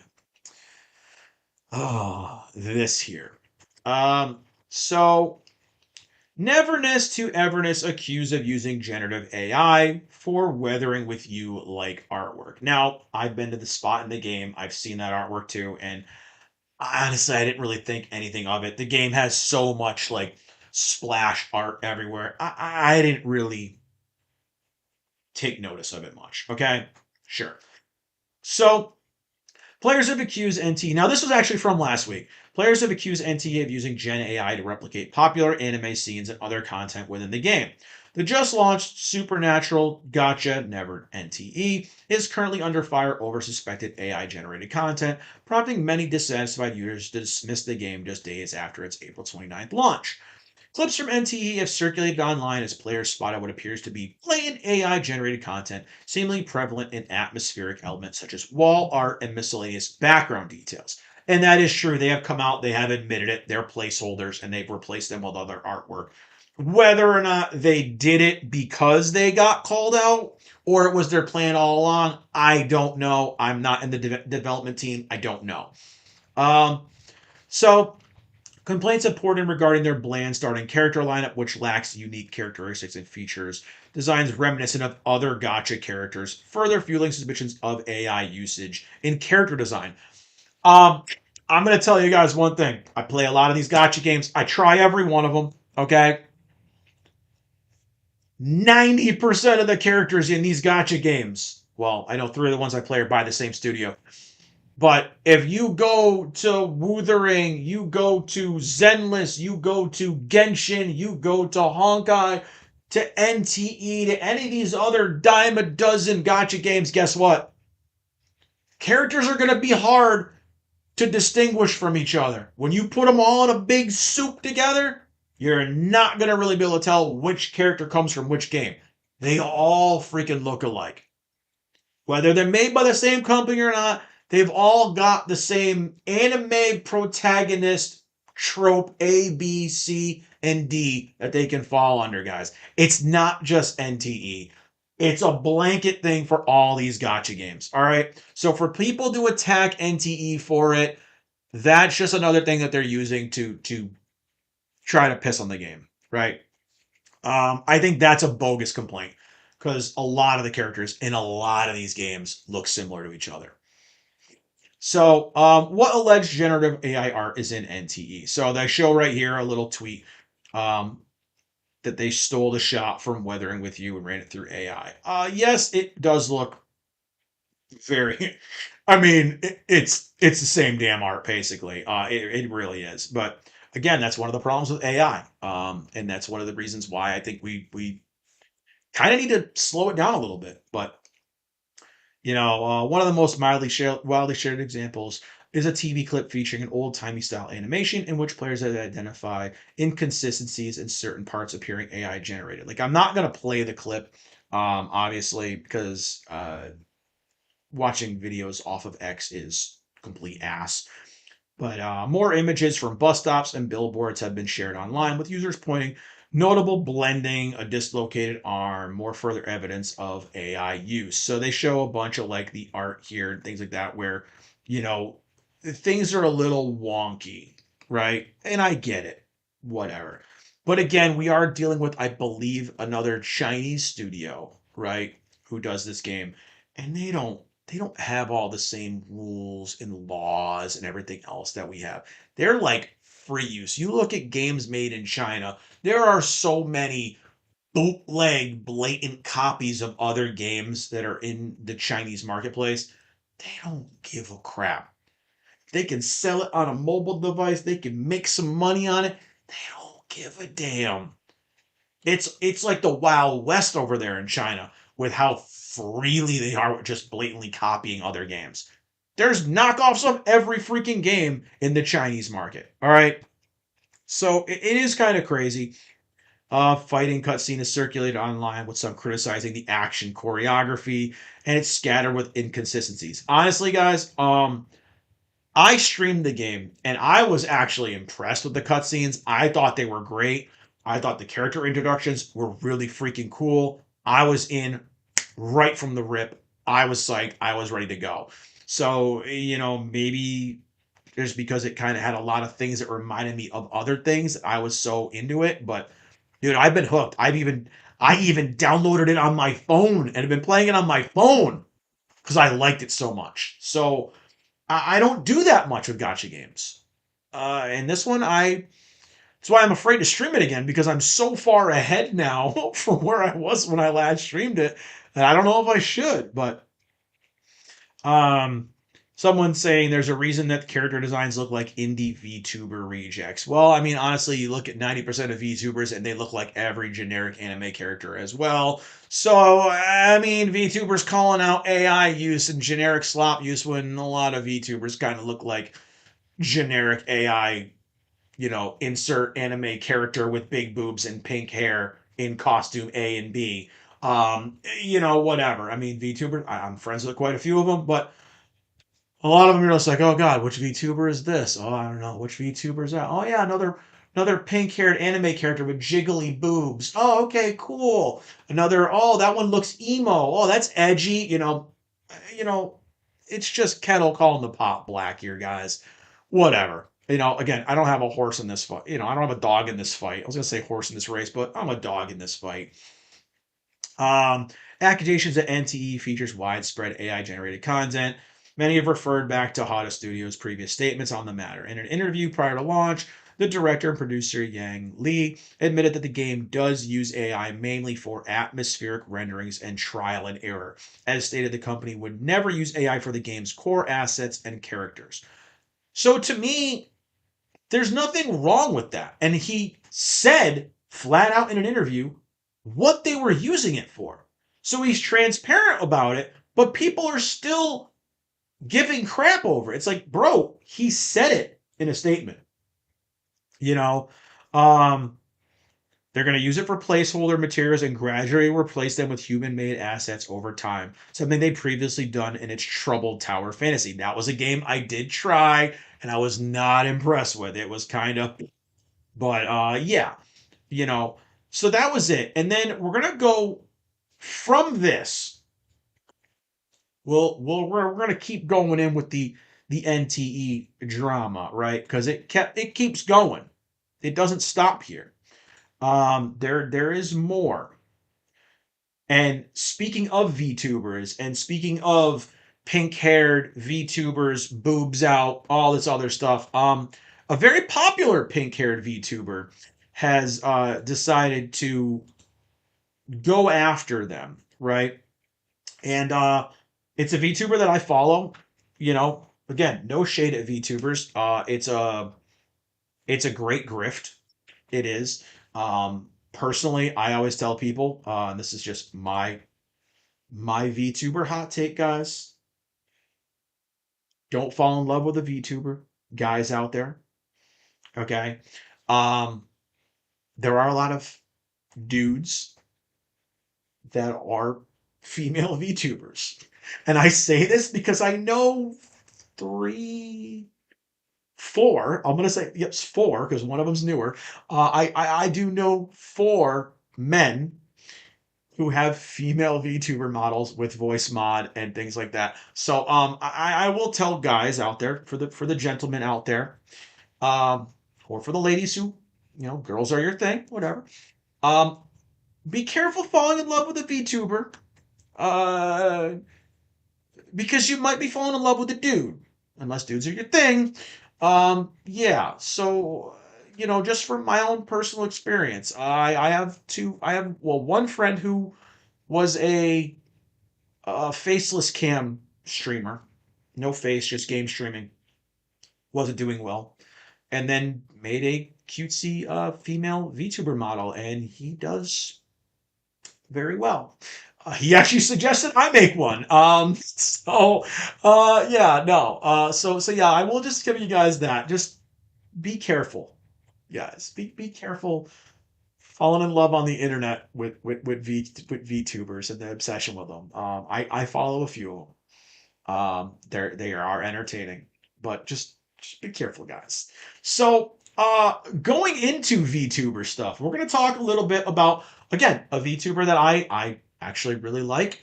Um, they have a lot of issues outside in the real world, apparently. Again, I only know what the story behind them is, the lore behind them is. Don't know what's real and what's not. Again, that's what the whole thing of VTubing, right? Iron Mouse. So if you guys don't know, Iron Mouse had a sponsored stream and a collab with Hoda Games with Neverness to Everness, and canceled the deal because of the use of AI. So here we are over on Dexterdo. Neverness to Everness devs respond after Iron Mouse accuses them of lying over using AI. Now, as you just saw in the previous article, they did go on record saying that they were using AI. So maybe Mouse didn't see that. Maybe Mouse's lawyers or whoever did the arrangement, her handlers, the managers, whatever, maybe no one else looked into that. But it was said in interviews. We've shown that on the last article. Um, so Hodo Studios did actually go on record and say there was going to be AI and that eventually it was going to be removed. Sure. Okay. So there's been some drama. So we've got NTE devs, Hoda Studios responded to the growing controversy after players accused the game of using AI-generated assets. The backlash exploded online after fans spotted suspicious areas in-game and in promotional materials. One viral comparison claimed the scene mirrored the imagery from Weathering with You, which we just covered in the previous article. We're going to go over here. Controversy grew larger after VTuber Iron Mouse publicly cut ties with the game, claiming she had been assured there was no AI anywhere in the project before she accepted as a sponsorship. Now, do I know what happened in those discussions? Absolutely not. I wasn't there for them.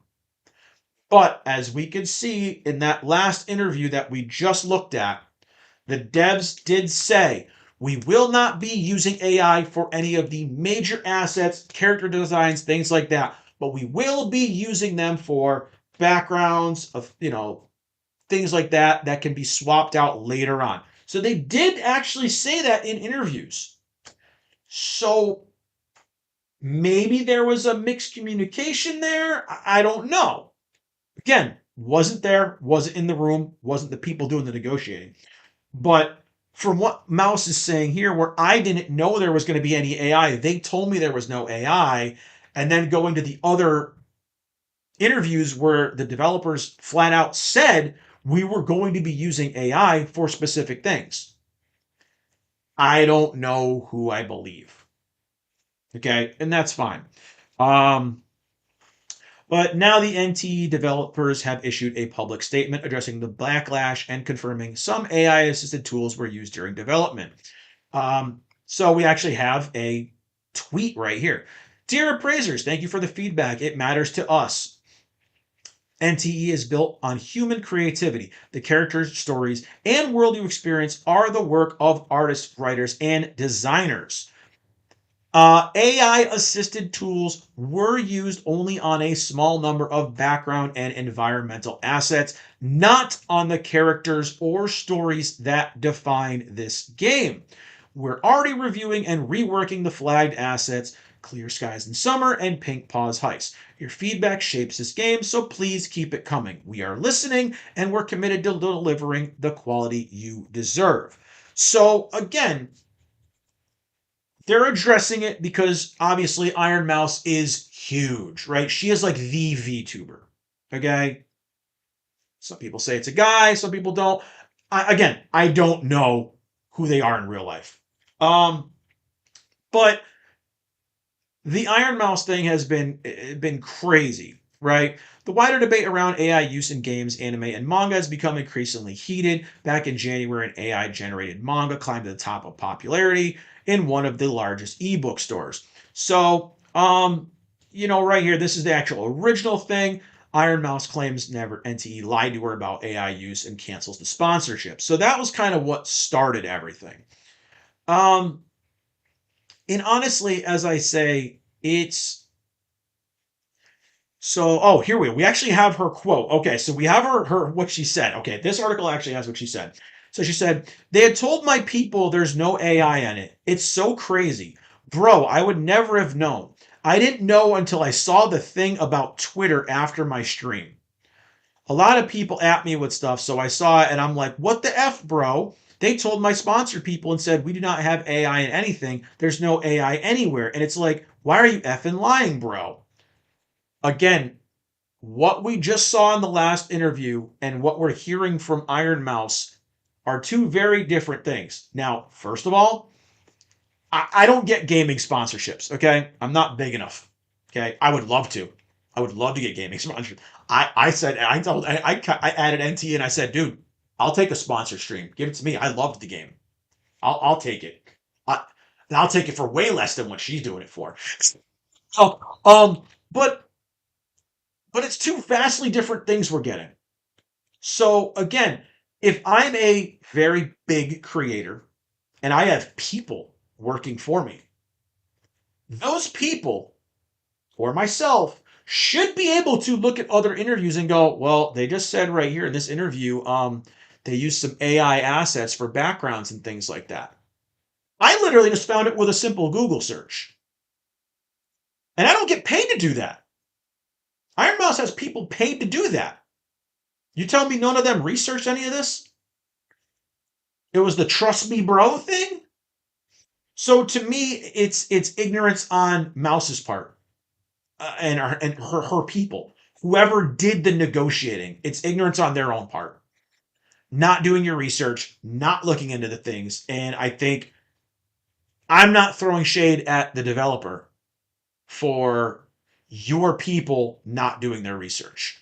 And the fact that Mouse came out and said, I didn't even know, um, again, shows all you need to know. I don't really know what else to even say about it. It's but now you've got all the Iron Mouse stands out there going, oh my god, this is an evil game. Another VTuber, I love her to death. I think she's one of the sweetest people. I've met her several times in real life. Monarch, Amelie. She's going at the game too for using AI as well. But it's just they're all dogpiling on it now. But again, it's a bunch of people who are using anime avatars and not all of them, but some of them you don't even know who they really are. So it's essentially if you're a VTuber that no one knows who you really are, you're an AI asset in my mind. Like I said, I have guy friends who are female VTubers, and no one knows they're female VTubers. No one knows they're really a dude. So to me, they're just as bad as AI. It's just as deceiving as AI. So it is one of those situations where it's like kettle calling the pot black. Well, the VTuber model's not made by AI. No, it's not. But unless you know what's behind the curtain, it's just as fake as AI. It's just as deceptive as AI. So, it's two sides of the same coin. And that's the way I look at it. I'm like, well, you're a VTuber. No one knows who you really are.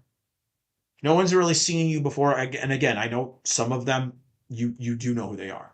But there's a lot of faceless VTubers that are calling this the game out. And it's like, well, you're saying AI is bad, and I get it. It is bad for blatantly copying assets. But is it really as fake as a person faking to be an anime character? I don't know. And again, it's a touchy subject, and it isn't the best comparison, but it is one of those things where I'm like, it's just funny to see because your whole streaming reality is based off of an illusion, right? A lie, a deception, right? Some people. Again, not all VTubers. Again, I'm going to reinforce that. But it's just funny to see they're the ones the most vocal about the AI when it's like you're you're essentially, masking over yourself with an avatar, and you're mad about the developers using these things for background images. I don't know. Uh, I don't know. It's one of those things that's it's definitely a battle I've seen people talking about online, and I don't have a side in this. I don't have a dog in the fight. I'm not a VTuber. I don't care. I don't care about the VTuber drama. I also don't care if a gaming company uses AI for background assets. They did this same crap to Expedition 33, where they ran the game through the ground once they found out they had AI assets in the game. The game was freaking incredible. You know what? If AI could make Expedition 33, give me AI made games, okay? Because that game is a game of, it's a generational game. But again, AI didn't make that game. They used AI assets in the game to help them with development costs. And if AI can make a game, help them make a game like that for under $50 million, when other companies are making hundreds of $1 millions on games that are absolute dog crap, give me the AI assets, guys. Give me all of them. Give me them. I'll take it. So I don't know. That's just it's my opinion on that. So we went pretty good today, man. We went good. We got my main topics covered today that I wanted to cover. And damn, bro, we're cooking along. We had a good chat going today, man. Appreciate you guys in here. It's been awesome. You guys have been active. The few of you here in the chat have been really active. I appreciate the hell out of that, guys. Been keeping this stuff going with me. Um, yeah, exactly. A lot of the face tracking and stuff like that, same kind of programs they use when they use AI to mask over different things. And the tech is getting really crazy. I watched Asmongold react to some of the AI masking tech that's coming that people are using now, and bro, it's scary. Oh, mixtape. Oh, we got to talk about that, huh? God damn it, we got to talk about mixtape. I was really trying not to. I know. All right. So we'll talk about it. We're gonna talk about it. Um. Where do I even want to start? Let's. So. Oh God, you had to remind me about that. I was really trying to forget about that topic, but damn it, damn it, damn it. All right. Last topic. We're gonna talk about the drama, the explosion of a little indie game backed by a billionaire's daughter, Nepo baby, whatever you want to call it. Little game that's come out and caused a lot of controversy called Mixtape. Um, God damn it. I'm going to have to find a happy topic to talk about after this now. I can't end the stream on a crappy topic. All right, you're killing me. All right, I know I put it in the title, though. I got to talk about it. All right, so we're going to talk about Mixtape. Shout out to Loudboy for reminding me about that. Thank you. Um, so if you guys don't know, because honestly, not many people have played it. Let's just be honest, guys. Not many people have played the game. Um, the little indie game came out that's getting all the dick riding on the internet right now. Twitter. It's the hottest thing on Twitter right now. Bro, I've been fighting with people about it on Twitter. Um, this is a little indie game that we're gonna go over to IGN's review of it, right? Um, IGN, all these critics, everyone's giving this game tens out of 10, right? Saying it's one of the most amazing games ever. Trying to look up if I could find the Twitter wall. There's literally a picture of all the 10 out of 10s of this game, and it's insane. The glazing that this game is getting. I'm trying to find it. I'm trying to find it without going to Twitter because I guess I can't find it though. This is a little indie game again, a little indie game made by Annapurna, I believe the company is called. Now they put out some games in the past that I really liked. I loved Flower. I thought it was a very, nice, casual, cozy game. It took advantage of the PlayStation Move, motion controls or the Joy Cons, the DualSense Joy motion controls, and it did a very good job of doing it. Very casual game, and it's funny because I saw clips from Mixtape where they literally just put what looks like an autistic skater kid uh, over the Flower avatar, and it looks like you're playing Flower just flowing through the sky and stuff. And I'm like, hey, I've seen that game before. Isn't that Flower? but you instead of a flower petal, you're some. As I said, it looks like an autistic skater kid, and you're controlling them instead. Like this is okay, sure, but it's getting a lot of heat on the internet, and the reason is I think the discourse behind this game is well because of stuff like this. Let's go over to again the citadel of gaming journalism, IGN.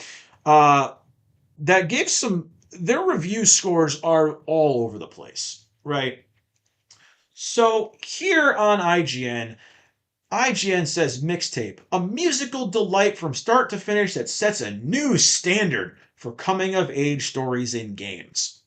So right away, this game is the focus of this game is not the game itself, right? It's the story it tells. It's the music. And from what I've heard, what little I played a little bit of it. I did play about 30 minutes or so, which is about a third of the game.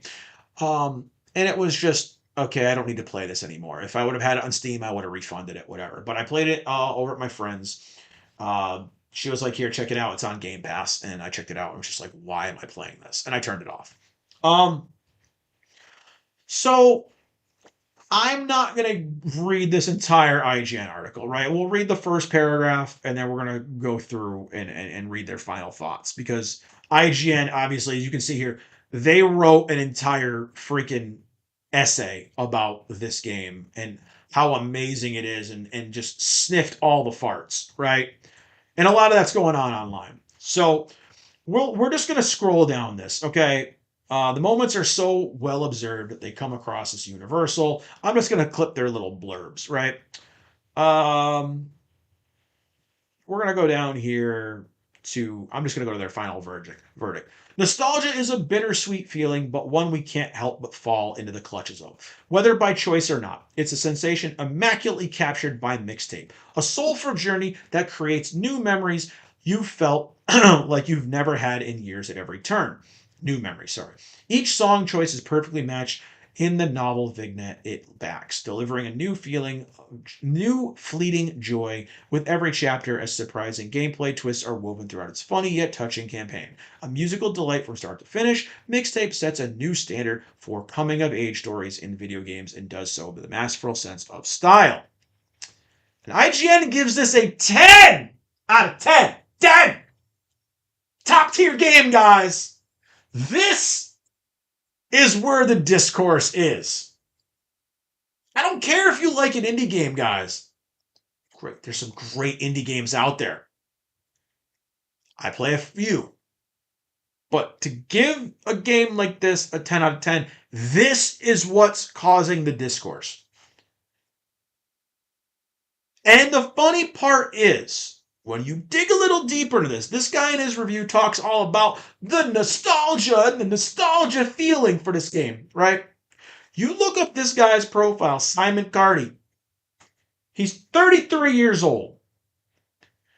This guy wasn't even old enough to have the nostalgia for the 90s. He was 10 years old by the end of the 90s. So again, it blows my mind. I look at all these positive reviews and they're made by like mid 20s to 30-year-olds, right? These guys weren't even old enough to have nostalgia for the era. But that's what they keep talking about. Oh my God, guys, it's a nostalgic time for that era. How? How is it nostalgic for you? That's my biggest question. And every single reviewer that has reviewed this goddamn game says the same thing. My nostalgia, it hit my nostalgia, it hit my feels. It made me look back to other times and reminisce on older times. Bro, you guys weren't even alive. You weren't even around for that era. It's like the people, I call it the Stranger Things effect. There's a bunch of people who shill for Stranger Things and like, oh my God, guys, the nostalgia for the 80s. And I'm like, you're 20. What the hell nostalgia do you have for the 80s? You weren't alive. You weren't a sperm yet. You weren't even a thought yet. How do you have nostalgia for this? And that's one of my big things about the the glazing that this game is getting, right? This is a game that had very minimal lead up. This is a game. Hey, what's going on, good boy? How you doing? This is to me. And I was corrected. I did say on Twitter, this is a game that just kind of came out of nowhere. No previewing. No outlets were previewing this game, covering it. I wasn't hearing anything about this game leading up to its release. Someone did correct me and said it was part of the let me look up to 2024 Xbox uh game whatever stream that they do, the indie game stream. Okay, again, and I don't watch the Xbox streams usually anyways. I just click through and find games that interest me afterwards. So again, a game that you was announced in 2024 in an Xbox indie showcase. And since then, I have not seen any coverage about this game from any outlets. And now it's like every gaming outlet, every media outlet is just licking the sack of this game. And it just feels, you know how they talk about review bombing every time something gets bad reviews? This just seems it's the same thing, but it just seems like we're overly glazing this game. It is a 3 hour long, $20 game. Okay. To put it in perspective, right? I looked it up and it says the budget for this game was approximately $5 million, $3 to $5 million. Um, that roughly estimates, and again, my math isn't mathing for everything, but that roughly estimates that this game needs to make 350 to $500,000 or copies, right? Sorry, not dollars, copies, in order for it to break even. And now I know people hate this right here. I know people hate this, but we're gonna go over to everyone's favorite thing. I know people hate me saying this too, but we're gonna go over to the Steam charts, right? And if this is any indicator of it, right? Steam chart right here is not the generational game that everyone's making this out to be. If this was one of the most hyped up and anticipated games, uh, all time peak was 2,200 players. That's not a very big footprint. There's 920 people playing right now on Steam. And again, I know. Steam is not the only thing. I know. But that's just an example, right? And if this game has to sell 350 to 500,000 copies to break even, I don't see it happening. And I know people have been yelling at me, it's on Game Pass, it's on Game Pass. Durr! Yeah, guess what? They don't make as much money off of who plays it on Game Pass for free as they do for people actually buying the game, right? Anyone's going to pick up a game on Game Pass and go, yeah, I'll check it out. It's free. When I had PlayStation Plus, I was just like, I don't really give a crap about this game, but you know what? It's free. I'll check it out. And if a game's only 2.5 hours to 3 hours long, it's sitting down and watching a movie. Which, gameplay wise, we've seen a lot of the gameplay to this game is watching the things happening, right? It's a visual novel type game. And I have no hate for those games. I loved the first Life is Strange. The rest of the games after that were dog crap. I loved the Telltale games. The Wolf Among Us is still one of the best Telltale style games, right? The visual novel type games, choose your own adventure style games, so to speak, as I always called them. Wolf Among Us is still one of the goats. Um, but to me, the discourse with this game isn't the game itself. It's more about the media hype behind this game that came out of literally nowhere. Every one of these outlets has been silent about this game, right? Um, let's see if I can just go over here and just look up on Mixtape. So if we look up here, we've got just everyone posting the reviews. It's 10 out of 10s everywhere. And that is one of the things I think that has the most red flags for people, right? Is because this is a game that is getting universal praise by all the media and no one's playing it, right? Uh gamingnetwork.com 10 out of 10, you know, it's just it's crazy. Dexterdo, Game Rant, Kotaku, everyone 10 out of 10s, 10 out of 10, 10 out of 10, 10 out of 10, 9 out of 10 everywhere. So it's crazy that a game that no one was really talking about is just blowing up, right? And to me, it feels very artificial. It feels very manufactured, right? I guess not artificial, but manufactured. And it's crazy because what they're doing is essentially, from what I've seen here, is they are trying to find this here. Caps locked by accident. Trying to find the reviews. So this is also a company that is, again, I said, a billionaire's daughter, nepo baby that just has all these passion projects, right? Here it is right here. So their own company posted this. Let's go over here. We're gonna show you guys this right here. This is from Annapurna Interactive, right? Who previously was known as Annapurna Productions. So they were like a production company. Realized we ain't gonna make much money making a bunch of crappy indie movies because movies are expensive. So let's just publish a bunch of indie games. There's money in that. And also, my daddy's a billionaire, so I can do whatever I want. Uh, but here we go. They posted this right here.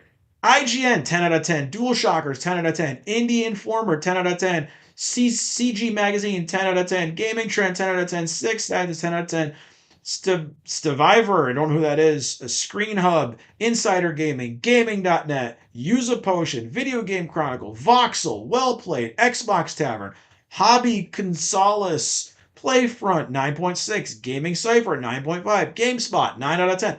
So as you can see here, this game is getting overly glazed. And as right here, Kato just put, I see right here, Kato. Well, first comment, scores are bought and paid for. I think I made a comment on here as well, but I won't go through the comment section because it gets pretty aggressive. People commenting here, nope, 2 out of 10. You know, people commented with the writing, oh God, the writing is very bad. Uh, I just don't see it, guys. But again, it's a game that's getting this global, universal kind of glazing. And I've watched content creators that are glazing this game opening up care packages from the company. And first of all, an indie company doesn't have that kind of money, right?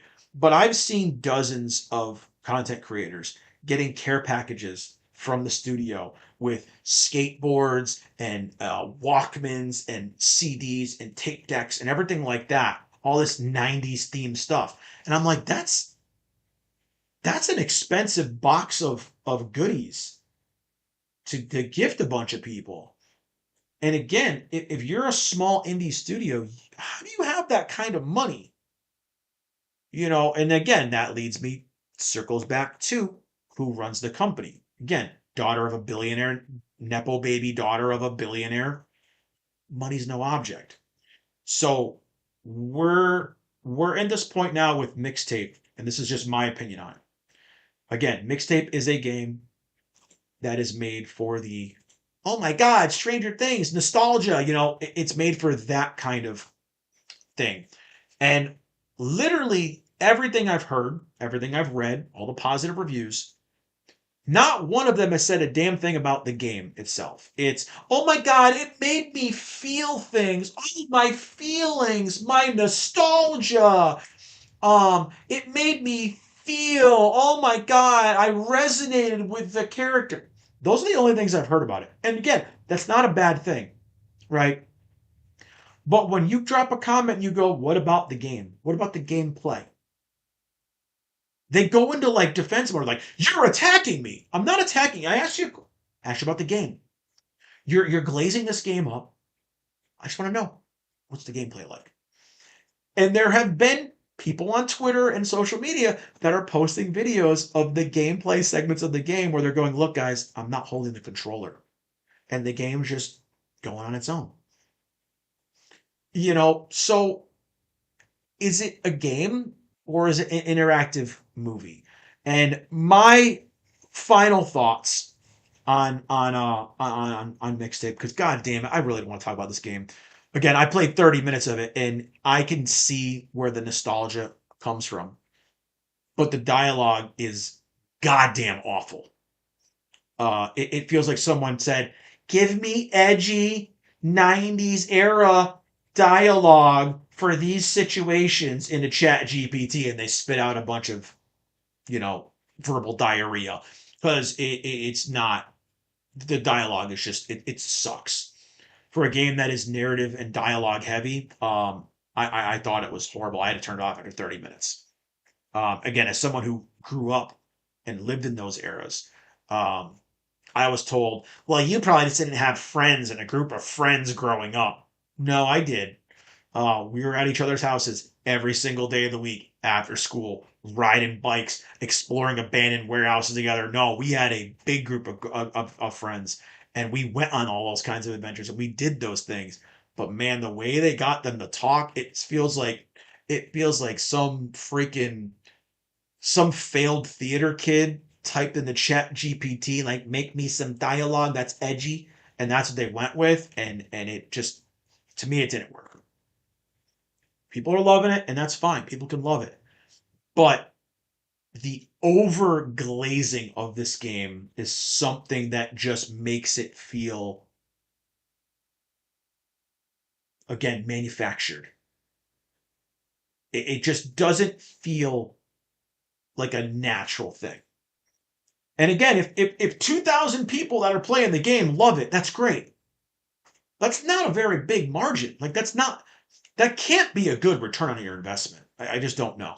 Um, so so my take, and I think I said it on Twitter here. I think I summed it up very, very simply on Twitter. Let me see if I have, nope, that's Twitch. Let me see here. I think I gave my thoughts on this pretty simply, and let's see if I have it. I'm just looking for my post because I've been fighting people. uh,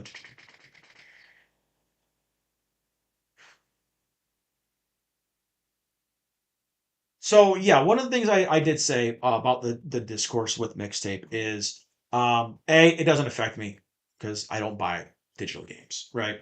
I buy physical games and that's it. So this game doesn't really affect me. It's not going to be on my radar. It's nothing I'm going to pay money for.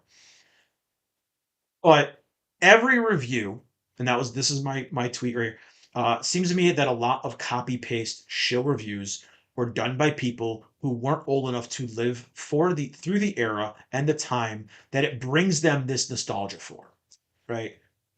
To me, that seems a little sus. And that was my initial tweet, right? Um, so and I stick by that. And then a lot of the people posting shill reviews for this game and posting about how great it is are like kids in like their 20s that again didn't live through these times, and they're nostalgic for something they never had. And there is a term for that, right?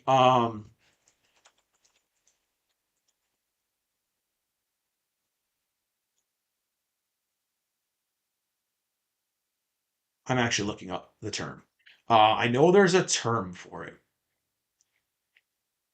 Uh, it's like anomia or something like that, right? And it says it's being nostalgic for a time you never lived through, right? And it's more of like it says it's nostalgia for a time you never knew or experienced, right? And a lot of times it's something that you romanticize, right? It's things like that. It's kind of where the term came from. And that's the way I look at it. It's a bunch of people that didn't live through these times that are nostalgic for these times. And honestly, I mean, that's great because those are some of the best times to live through. But I just don't get it, and I think the fact that this game is probably going to sweep every game award, it's going to get Game of the Year, it's going to get all these things. This game got reviewed higher than Expedition 33. It got reviewed higher than Resident Evil 9. Got better reviews than a bunch of games I really loved recently. Unicorn Overlord, Metaphor ReFantazio, Death Stranding 2. This game has a better score than all of those games. And I think that's where the big discourse is happening. And it's even got outscored other small indie games, not even big studio games, but other indie games that get really good ratings. So I feel like again, this is a corporatized kind of, I don't know, people are saying it's a psyop. I don't think it's a psyop, but I definitely feel like it's something that they're being, I don't want to say bought and paid for, but yeah, the reviews are probably a lot more,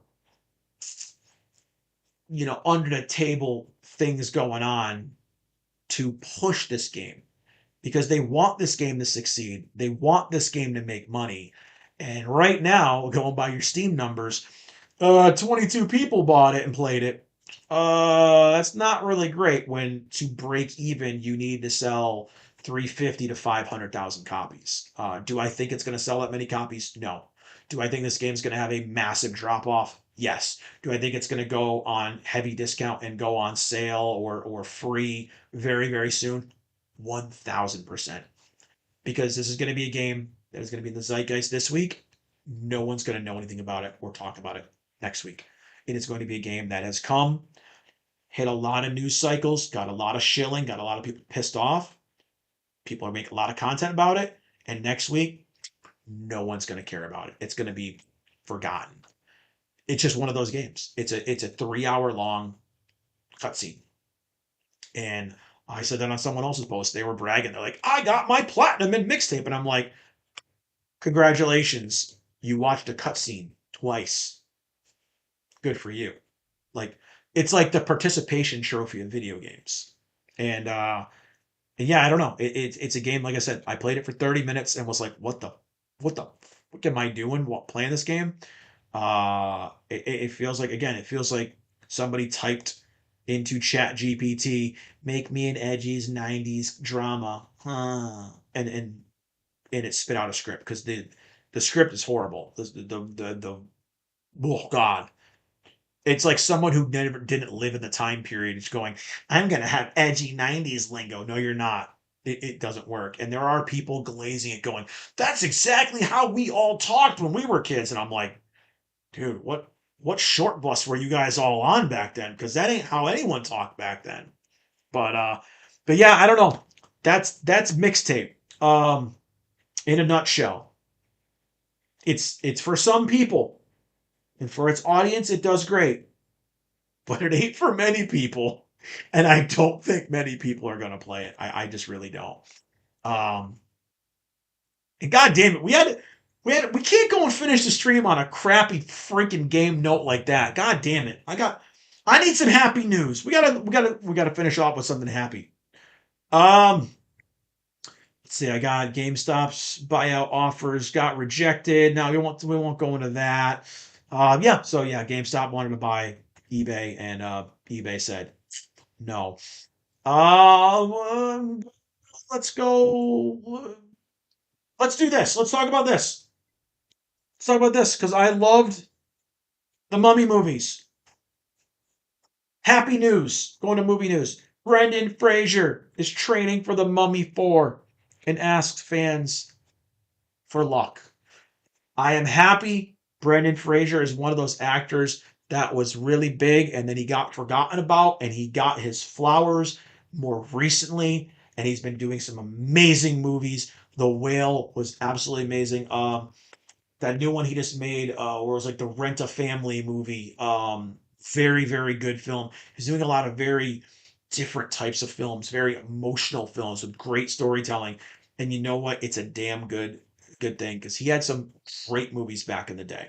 And the Mummy movies I adored. I am excited for this. Brendan Fraser said he's doing his best to get in shape as he trains for the return of Rick O'Connell in The Mummy 4. The actor who led Universal's popular Mummy franchise from 99 to 2008 commented on and confirmed his involvement in the 18 years in the making movie during an interview with Jimmy Fallon. He stopped short of spilling too many beans about the film. We'll pick the story back up, but he did have one request for fans. Please wish me luck. I'm going to say Brendan Fraser and Keanu Reeves are probably two of the most genuine good guys in Hollywood. I believe, again, I don't know, but I believe that Keanu Reeves and Brendan Fraser are probably two of the most genuine people that are still left in Hollywood. And like seeing him finally, like Keanu Reeves has been getting his flowers. Or bro's in everything, right? He's a great dude. But to see a guy like Brendan Fraser who had the huge high and then kind of just dropped, he got dropped, right? To see him come around and get his flowers again is so it I don't know, I guess it's heartwarming for me, right? To see it because the dude deserves it. And goddamn it, I'm happy. I hope this movie is good. I want it to be good, right? Um, I was hopeful for a long while, and then I was like, no, I don't know if they are. Other mummy movies got made, and yeah, they all flopped. Fraser said regarding his one-time dampened expectations for a fourth mummy movie. But anyways, look, what we're going to do is saddle back up, go back to the locations. I should probably stop talking like this because I don't want to give everything away. However, please wish me luck. I'm doing my best to get this 57-year-old gear in shape. Not to be confused with that Lee Cronin's Mummy movie, which I heard was not good. Then they had, I think there was it a Tom Cruise Mummy movie too that happened? That was horrible too. Um, so these movies started in 99 and had kind of adventure horror style stuff. And then The Mummy Returns in 2021 or 2001, which had the horrible CGI rock scorpion monster. Oh God, do we all remember that? Um, but yeah, they had some difficult times getting another movie going, and Rachel Weisz is going to be coming back as well as the whole rest of the cast. John Hannah is coming back too, so they are bringing everyone back, and that makes me happy. I'm very happy about it. I love those movies. I still rewatch those movies. I freaking adore them. I think they are such good movies. And that era, like that year period, 90, 99, 98 to like 2008, 2010, had some really great movies like The Mummy. We had the Mummy series. We had the Underworld series started. We had the very underrated Van Helsing with Hugh Jackman. Uh, you know, we had some real banger movies. And me and my daughter, my daughter's been watching all those with me now, and she's like, Dad, these movies are so freaking awesome. Like, it's like, yeah, we don't get movies like that anymore. And that's something that Hollywood needs to go back to. And and it made me happy talking about the Mummy coming back because, dude, I adore the Mummy movies, and so I'm happy we turned the frown upside down for the end of the stream because, dude, talking about Mixtape, that I felt like I wanted to put my head through the glass case. Like everything about that is just irritable. But talking about the Mummy coming back makes me happy. Now, Am I worried they're going to drop the ball with it? 1000%. Um, we've seen a lot of studios try to bring properties back and not do that great. But we've seen successes. Cobra Kai is my biggest example. Cobra Kai should, in all aspects, never worked, and it worked, and it was done great. Um, yeah, I so there is a chance it can be done right, but I'm scared they're gonna butcher it. You know, so we'll see. We'll see what happens with it. Um, oh yeah, Dokov has been in development before. That was actually in development before Crimson Desert. Um, yeah, it's their kind of Pal World type game that they're making. Excuse me. Yeah, Pearl Abyss has they've been working on that game for a while.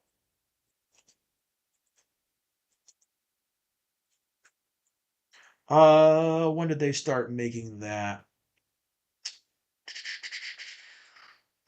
Yeah, because they were doing that game and Crimson Desert at the same time, which originally Crimson Desert was supposed to be just an online sequel to Black Desert Online, and they shifted focus during development, from what I understand. And they were also working on Dokiv, I believe it's called, Dokiv or whatever. They were working on that at the same time because there was going to be a single player game or an offline game and an online game. And then when the focus shifted, obviously, when they changed, they pivoted, focus shift to get Crimson Desert done first. And now they're focused on getting Dokiv or Dokiv, whatever, however you pronounce it, done next. So yeah, I mean, we'll see what happens with that. Like I said, they kind of frosted my ass with Crimson Desert, so I don't know. We'll see. We'll see how they launch it, but yeah, there's a lot of really cool looking games coming out. I know one that I'm hyped for is Beast of Reincarnation. I am very excited for this game to see what Game Freak can do without Nintendo and with modern tech, so to speak, because the game looks like it's going to be absolutely incredible. Let's see if I can put this up without audio. Okay, no audio. Good. All right, I'm not gonna have the audio in this, but I'm just gonna show some of this game because, dude, this game looks so good. The video is not loading right now for some reason. I don't know what's going on. All right, it's YouTube, but let me see if I can do this. I'm gonna mute my mic. I don't know if you guys are gonna be able to hear the audio, but we're gonna show this because, dude, again, this game has been talked about for a while. I've talked about it a couple times. But this game, this is only a minute long trailer. Okay, so this is perfect. So we got a pre-order trailer. I'm gonna show this. So I'm gonna mute, switch over, and show you guys this because this looks, goddamn, this looks good.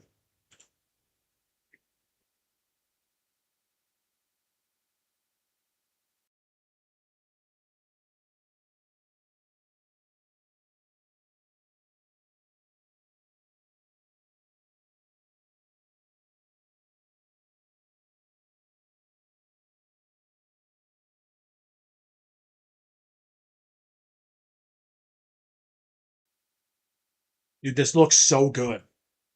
So good. It's insane how good this looks. This is what your Pokemon developers can do without being shackled down by Nintendo and their crap limited hardware. This looks awesome. It looks like an action game where you can summon pets. I mean, look at this. This is crazy. And I can summon a freaking wolf. This looks so awesome. Pre-order bonuses, you get a Shiba skin for your doggo. But this just looks so good.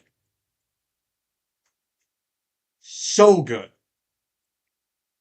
Like I'm so excited for this game. Like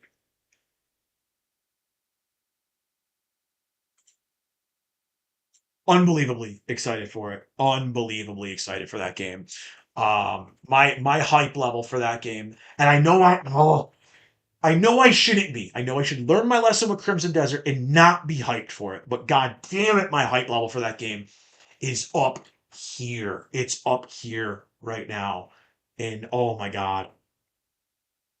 Yeah, it's gonna be similar to like a Pokemon where you're gonna be able to collect creatures and stuff like that from what I'm seeing. But man, it looks so freaking good. And damn, man, that's gonna be it for today. We ended on two happy topics, so I'm happy. I'm happy. I'm happy about that, man. We went through the crappy topics and we shifted around, got some happy news. So it was good. It was good. I'm happy we got to end on some positivity. So makes my mood happy. Kind of just makes you get all the feels, right?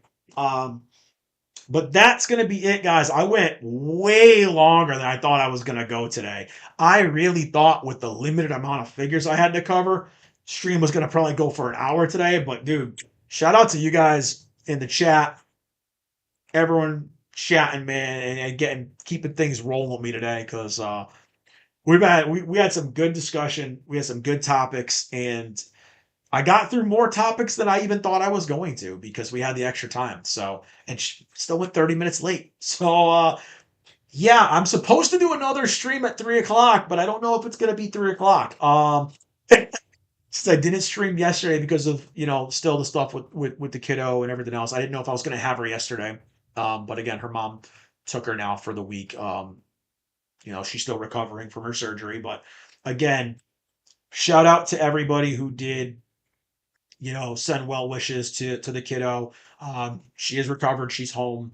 She's going back to school now. She has restrictive, on lifting and everything else. So, she's not 100% obviously, but having major surgery, you won't be 100%. But I appreciate everyone who sent me messages and DMs and messaged me and sent well wishes for her. She did go through her surgery. She had a really major surgery. That was a surprise. Went in thinking she had appendicitis, and it was not. There was some other internal things going on where, oh man, she needed some very major emergency surgery. So thankfully, she pulled through, and I brought her home Friday. Funniest thing, all the kid wanted was Taco Bell. It's all he talked about. So it was sitting there, I brought her the Switch, the hospital, and she just played Tamagotchi life. And we got home Friday night. We gamed all night. We got Taco Bell, and yeah, we kept an eye on her. She's doing good. She's doing good. But I appreciate everybody that reached out to me. I had a lot more DMs than I ever would have expected from people I didn't even know follow the channel. So shout out to you guys. I appreciate it. It's like I said, it's been a very rough couple of weeks with Cassie, the girl that I was dating, passing away 2 weeks ago, and then this. It's been like you know when it rains it pours. But thankfully, shout out to all you guys out there that reached out to me. It was awesome. Made the kiddo smile too. She was looking at it, she's like, oh my god, so many people said, get better to me. And I was like, yep. So um appreciate you guys all for that. This week, like I said, we will be getting back to the game streams. We'll be getting back to the videos. We'll be getting back to figures, all the stuff that has been going on because I need to get back into things. Views are down. I was this close to getting monetized, and now I'm this close. So I gotta get back to going again. So um, I'm supposed to be doing a Zenless Zone Zero stream at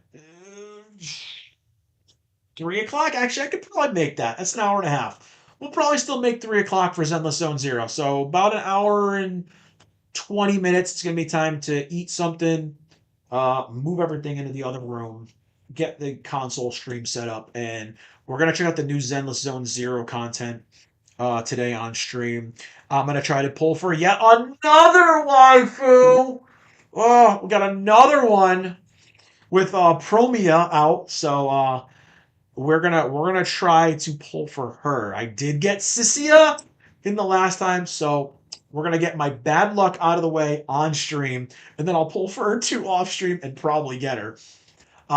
Tomorrow we're gonna be streaming back to Pragmata. Said I've been telling people I really wanted to finish it, but again, last week all the things that happened, I didn't get a chance to play it, and oh god, I need to play it. I need to get it gone. I need to get it beat because this game is so good. Um, Wednesday will be Pragmata. Thursday, probably more Pragmata unless I beat it, or we're gonna do NTE. So we're gonna do Pragmata and NTE this week. You guys get to see all the crazy stuff I've unlocked. I've gotten almost every character but two. There is a new banner that drops tomorrow, so that'll be perfect timing for NTE. I've got cars, I've got motorcycles, I've got houses, I've got businesses in the game. So yeah, it's anime GTA, just like everyone said. So we're gonna check more of that out. And yeah, haul video tomorrow. Stuff I got from Japan. If you guys have been watching the podcast or stream, whatever I call it, the podcast now. If you guys have been watching this every week, you guys have already seen all the stuff I'm going to show in the video. Just all the stuff I've been showing you guys on the channel here together in one video. So the ByQ Pure figures, the new Mikus, the new free run stuff, all that stuff. Um, just that those three boxes from my Japanese hauls. So prize figure face off this week. I don't know.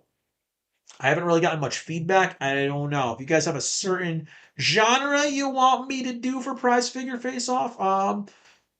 Jujutsu Kaisen, Miku, My Hero Academia, Bunny Girls, and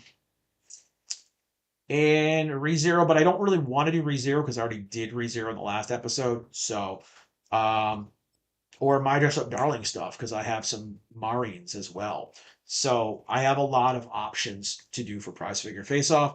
I just don't know. Maybe I'll do a poll. Maybe I'll drop a poll on the channel and see what you guys think the next couple days, and then drop the video on Friday. So that is going to be it for today. This is my first time doing the podcast on Twitch, so hopefully, you guys over there are digging it as well. I saw a couple of you guys chatting over on Twitch, so shout out to you guys.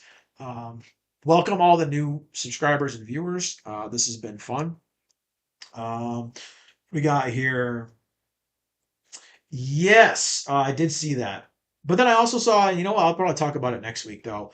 Um, there's another new Yakuza game coming out, so I'm excited for that too. But um, I'm going to end the stream for today. Well, for now. Again, I am hoping to come back in about an hour and 20 minutes, hour and 15 minutes for the new Zenless Zone Zero content. Hoping I can do it. If I don't, I'll obviously post and keep you guys up to date. I'm going to try to do it. So fingers crossed I can get my other stuff done in the next hour and 15 minutes or so to jump on because I still do have to work tonight. I have to get some sleep at some point.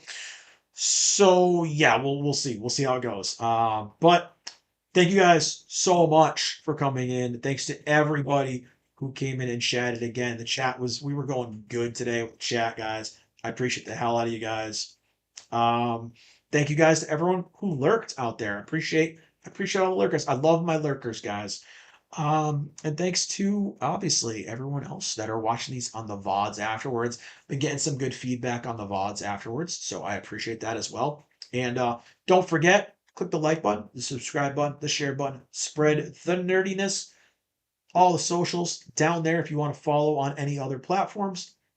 There's a lot of them. I'm pretty much everywhere. And that's going to be it for today's podcast. Again, hopefully back again later on for a gaming stream. If not, I will see everyone tomorrow for more Pragmata. So until then, guys, I'll see y'all later. Bye, everyone.